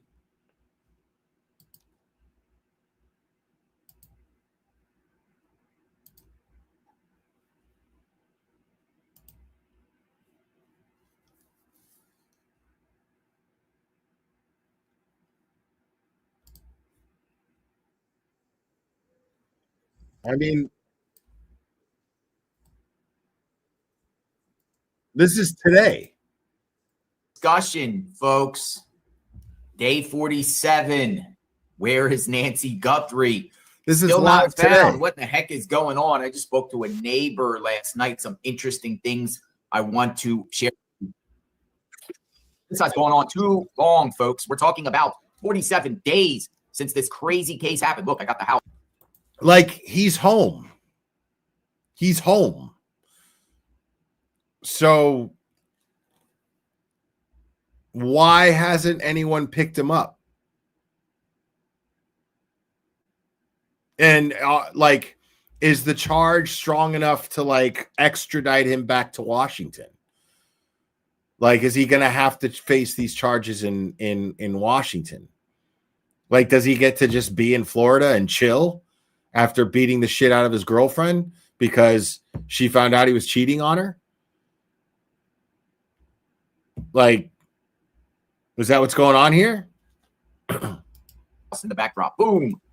We're going to do stuff different here. As you might or might not know, I left Tucson, Arizona, and I am in Florida right now.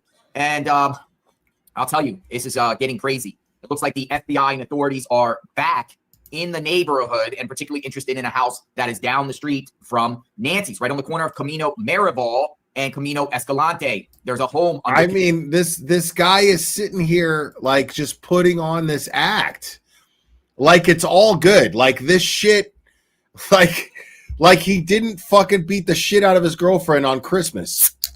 You know what I'm saying? Like, that is wild. Construction there, and I'm told by a neighbor the FBI was back. Might be interested in some of the workers there. Big house on the corner with a big giant dumpster. I'm going to share with you on the map. Plus, we're going to do some calls, and we're going to keep this case going. I am contemplating whether to go back out to Arizona or not. I wanted to get all of your opinion on the matter. Should we go back to Arizona? There's some people out there doing great streaming. John DePietro and 8572. Like, and he's probably no longer on parole. But, I mean, would this be a violation of his parole if he's on parole? I mean, I would think so, right? But he's been out of prison for a long time. John, who are still out there each and every day in the heat, but it's about to kick it up a notch to about 100, 105 degrees. I can't imagine. Is that what she goes by? And then the sheriff is facing a recall. Is that what she goes by as Magnolia? I wonder, like, does she have a YouTube handle, like a YouTube channel herself? Because I'd love to see what her, I mean, is she going to make a statement? Has she made a statement? I want to know more about Magnolia and how she's doing in all this, because this is really, really fucked up. Was spotted at the gym, working out, flexing his muscles at the gym. Just recently, the New York Post called the sheriff coming out. Bro, you're sitting there doing the same goddamn shit pretty much. You're sitting here flexing after, like, a cop wrote a report saying that you beat the shit out of your girlfriend and they took pictures of her fucking injuries, dude. Sheriff is very tight-lipped about this case. The family of Nancy Guthrie is very tight-lipped about this case, and that would be including Savannah, Cameron, Annie, and Tommaso. You know, the key players in this case. Not a peep from them, not a peep from anyone. It's almost as if Nancy has been left behind, or is something brewing, something spinning here. Do they have a purpose? I'm not so sure. I don't know. Yesterday in Tucson, there was a shooting at the Tucson Mall. So shootings continue to happen. I put out a tweet. I'm like, shootings, homelessness, porch pirates, Nancy missing, and they don't like streamers there. It appears also that Nanos is in some hot water with locals there. We don't know if he is a lame duck. Like, this is, I mean, it's crazy. There's fucking hundreds of thousands of people who love this guy. It's wild.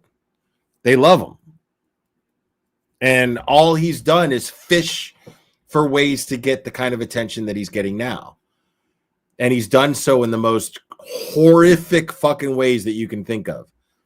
Like, this guy claimed to be Adam Lanza's uncle. It's crazy.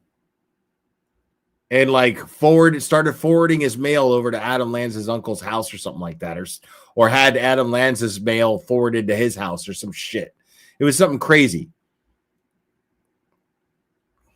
And yeah, Cryfart totally supports this guy. Totally does. He loves this guy.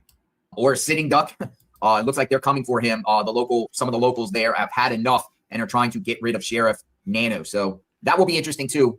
But I wanted to put something up on the map here, and then we'll have a conversation. By the way, here, let me switch the banner. If you guys want to talk and call in, I was just speaking to Alex this morning, the great Alex, who I call a bodyguard, a protector. Here you go. Here's the tips that JLR Investigates. If you want to, we could do call-ins. We could talk a little bit, keep the conversation going, right?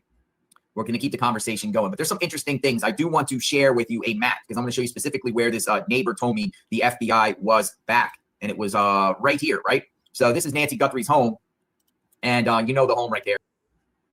Like, all this guy does is he doxes people. Like, that's what he does. Like, he tries to weaponize doxing, and he's like, I will spread lies about you and your loved ones. Like, this guy's, he has an abusive nature. And I've been saying this forever, that he absolutely has an abusive nature. And I remember a long time ago, I had an ex-girlfriend of his on the show. Right? And she was just a fucking idiot. Like, she didn't say anything. She didn't really say anything. Now, she didn't say anything in regards to him being abusive or anything like that. And honestly, she just wanted to go on there and talk shit about him. And I wasn't that petty about it. I was just like, dude, I had been drinking that night, and I was just like, fuck. Like, somebody was like, I could put you in touch with this person right now. They want to come on your show. And I was like, oh shit, you know, and I didn't want to lose them. And I had been drinking, and I was just like, fuck yeah, let's go. And I got her on, and I remember just being like, fuck, you know, and I didn't have a lot of patience with her because she was a total fucking airhead, and she was an idiot. And she just wanted to shit talk him about like just being annoying, an annoying boyfriend or whatever. And I just didn't give a fuck about what she was talking about. I thought she was going to like tell me that some shit like this, but she didn't. So in fairness to him, I did have an ex-girlfriend of his on here, and she did not indicate in any way, shape, or form that he was abusive. I will say that. But this officer who wrote this report is like, she had a crooked nose, was bleeding, and she had a black eye. And she had injuries under her shirt. So I had a female officer take pictures of him. And I want to see that fucking body cam footage. I don't want to see the injuries. Like, at least not the ones that, at least, you know, violate her privacy in any way. But if she makes those pictures public, I want to show them.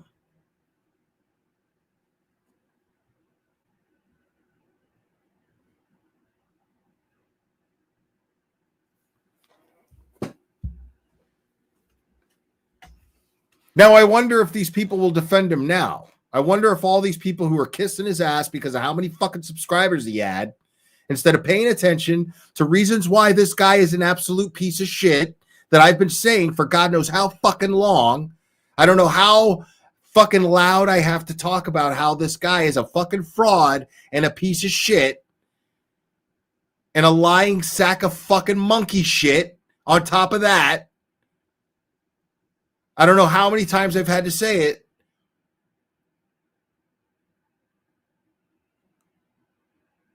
Now I wonder if these people who kiss his ass just because he has a high subscriber count are going to fucking defend this. I'd love to see that.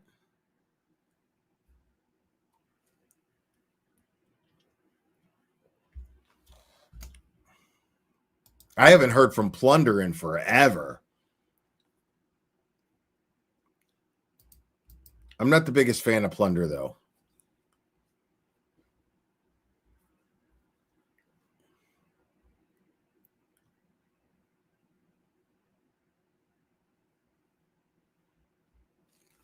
I think I thought Plunder was pretty cavalier with some, you know, rumors. You know what I mean? Instead of being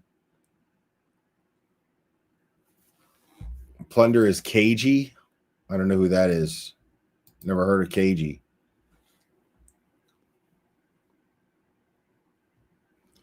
Right. Yeah. This is a guy who was stuck his phone in Aiden Carney's face going, you're going to prison. You're going to prison. Screaming at him. Think about that shit. Yeah, I didn't like Plunder's voice either. I wasn't crazy about Plunder's voice either. Oh, KG as an adjective. Okay, I gotcha. I don't know what you mean by it, though.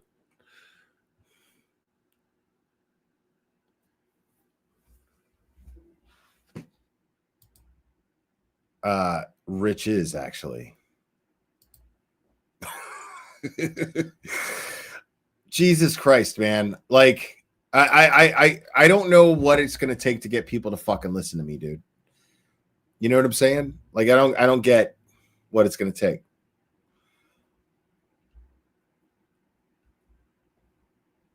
All this guy's done is fucking lie.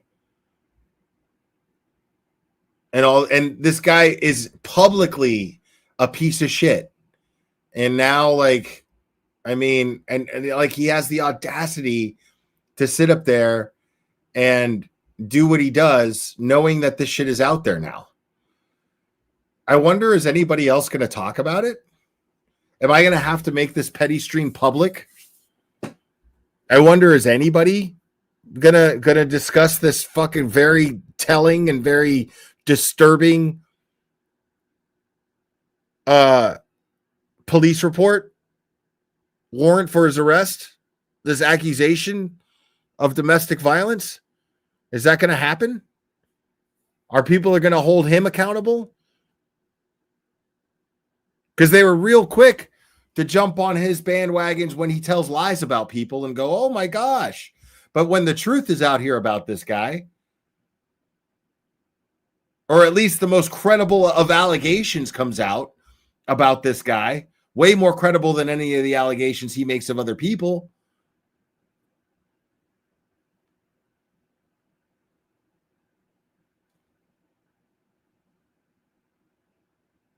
I probably could. Not at this time of night, but I probably could find out.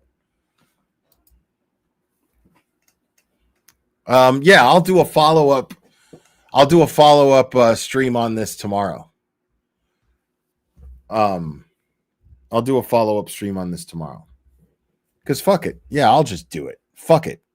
You know what I mean?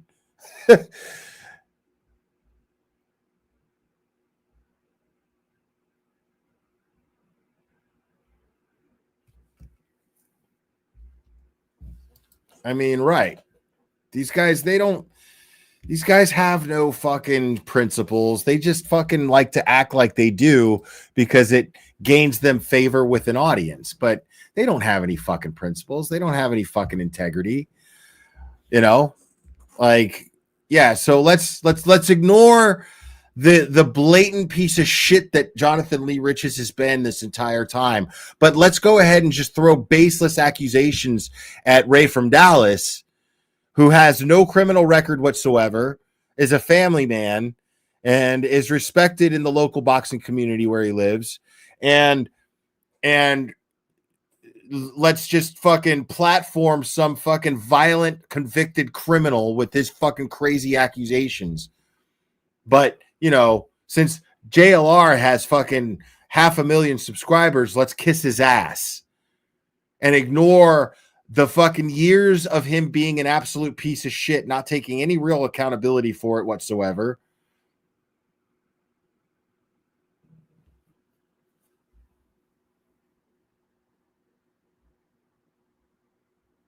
Right. Yeah. Remember Ikadmel? Yeah, I wonder what he has to say now. Yeah. Yeah, and shout out to White Boy Radio.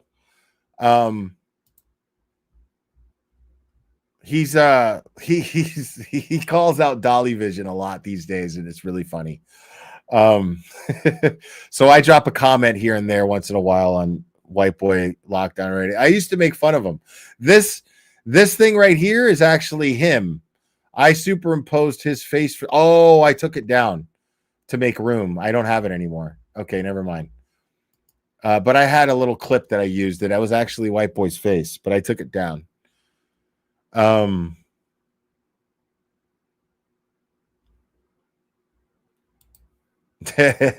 Yeah, that's right. Get laced up. That's right. I remember that. But yeah, no, me and White Boy have been cool for a minute now. He's all right.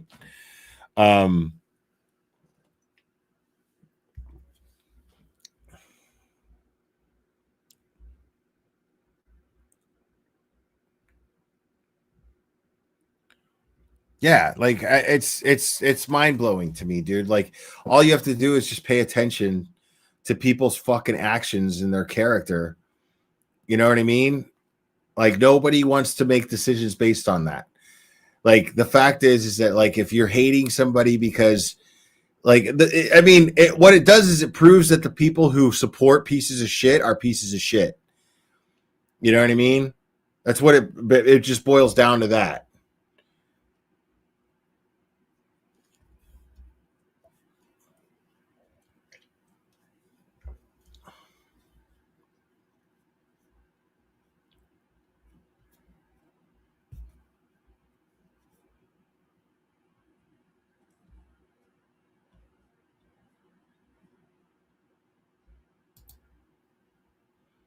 I haven't been wrong.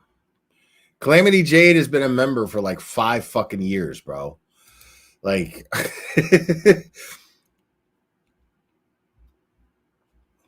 I'm trying to tell y'all I'm never fucking wrong.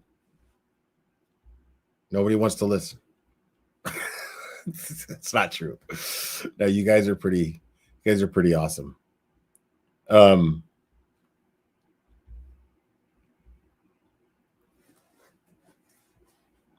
Yeah, it could smell.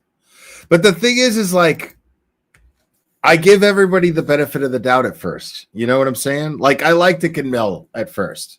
I did. I didn't know what the fuck happened to him. Like he just turned into a cunt out of nowhere. He just turned into a fucking cunt. At one point, he was actually really cool. But I guess he was just good at putting on a front for the sake of his channel and its growth.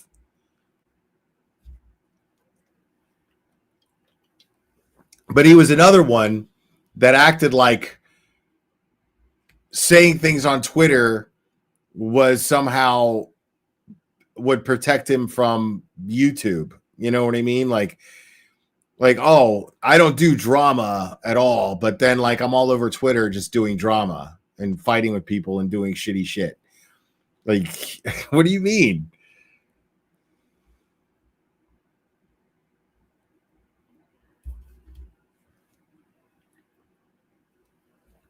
No, JLR doesn't get a lot of hate views, man. Like people fucking love that guy now. Dude, look at this shit. I posted this years ago.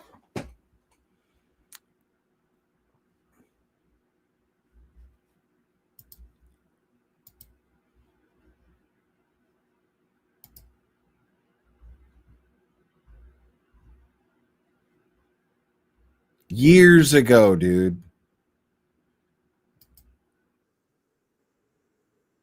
This is him at a scene where he's actually disrupting the investigation, right? I can't remember what case it was. But this is one of the cops on the scene. Yeah, how are you? Hey, man, I follow you on social media. Thank you. How are you? What's your name? Bill. Bill. Nice to meet you, man. Thank you. How are you? So what's this? That's a cop. That's a cop who's like, "Are you Jonathan Lee Ridges? I follow you on social media. What's up, man?" Gives him a fist bump. Like, it's crazy. And yeah, he's an absolute moron. Like, he doesn't offer any valuable insight or actual information on a case. Like, he just makes shit up. He throws shit at the wall and hopes that it sticks. And very rarely does it ever. And he tries to cause waves and tries to make noise.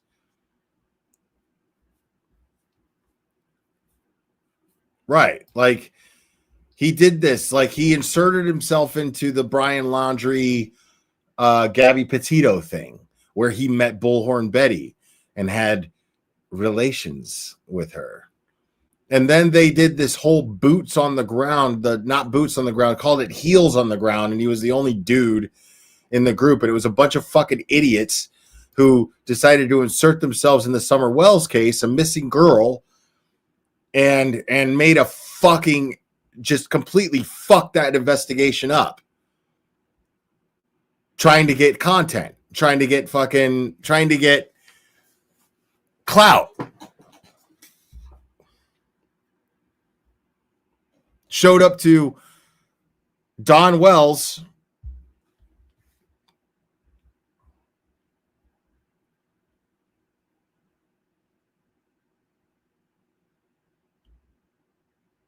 Okay. I just got a interesting email.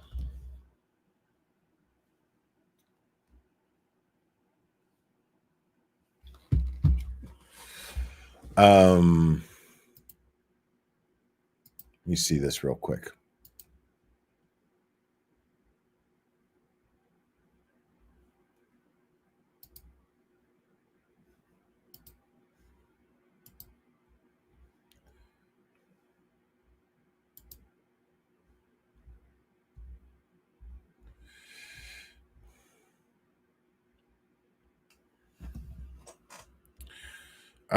It's a protection order that's in place against JLR.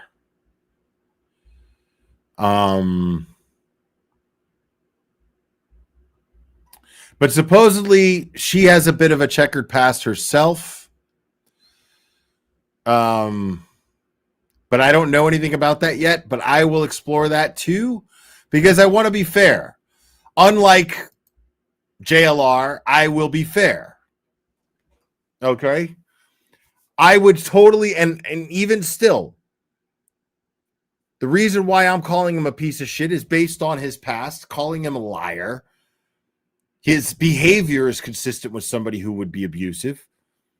And the police officer says that he saw a woman who was beat up and took pictures of her injury, and I read the report. So, you know, I'm leaning towards JLR's a woman beating piece of shit. Now, stuff about her we'll see, because maybe she's not fucking innocent. Maybe she's a man beating piece of shit. That's a possibility too.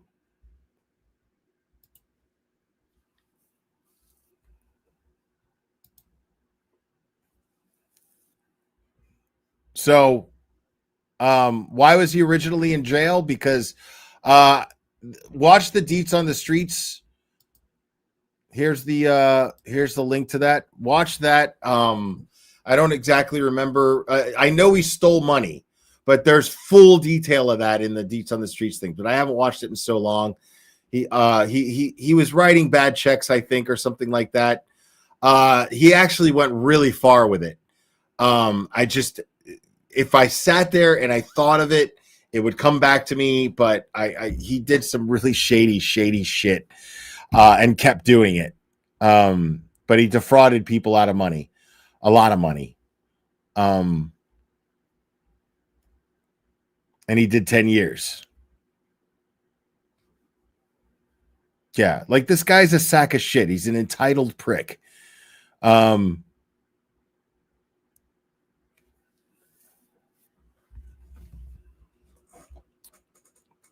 Yeah, you should hype that video. If you have the option to hype this video that I'm dropping the link in the chat to, do that. But yeah, I mean, but yeah, I'm gonna end up doing, and not even a members only. I just added it for more petty content here, but I have the right to be petty with this motherfucker. Fuck him. But even still, I can't even do it. Like, I have to be fair, because I just don't believe in that, you know, this guy's going to lie about me, so I'm going to like make up shit about him. I'm saying that don't have the whole story yet. But based on the information that I have and having known the guy's character, I think it's safe to say that this guy is most likely a woman beating piece of shit. It's fair to think that.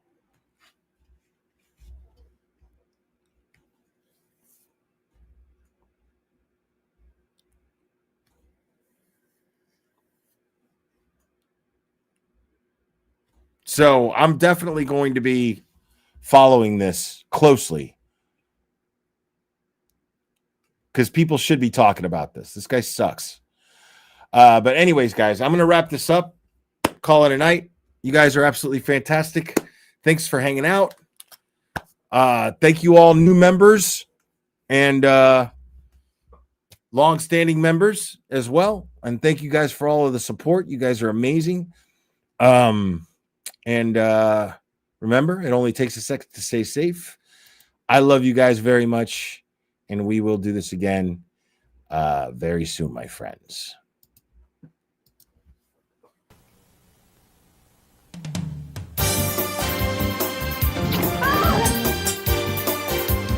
Watch out!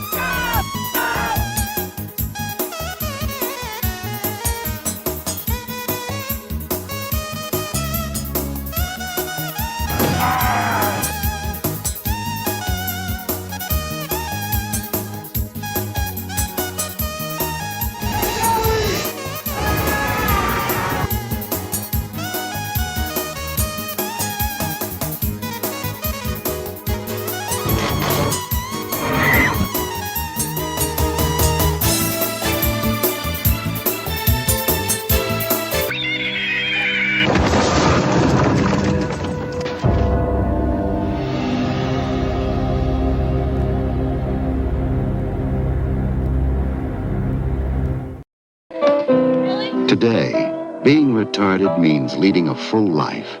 Retarded people go to work or school, just like their neighbors, and come back to a real home. A supervised home, right in the neighborhood, where they belong. Being retarded never stopped anyone from being a good neighbor.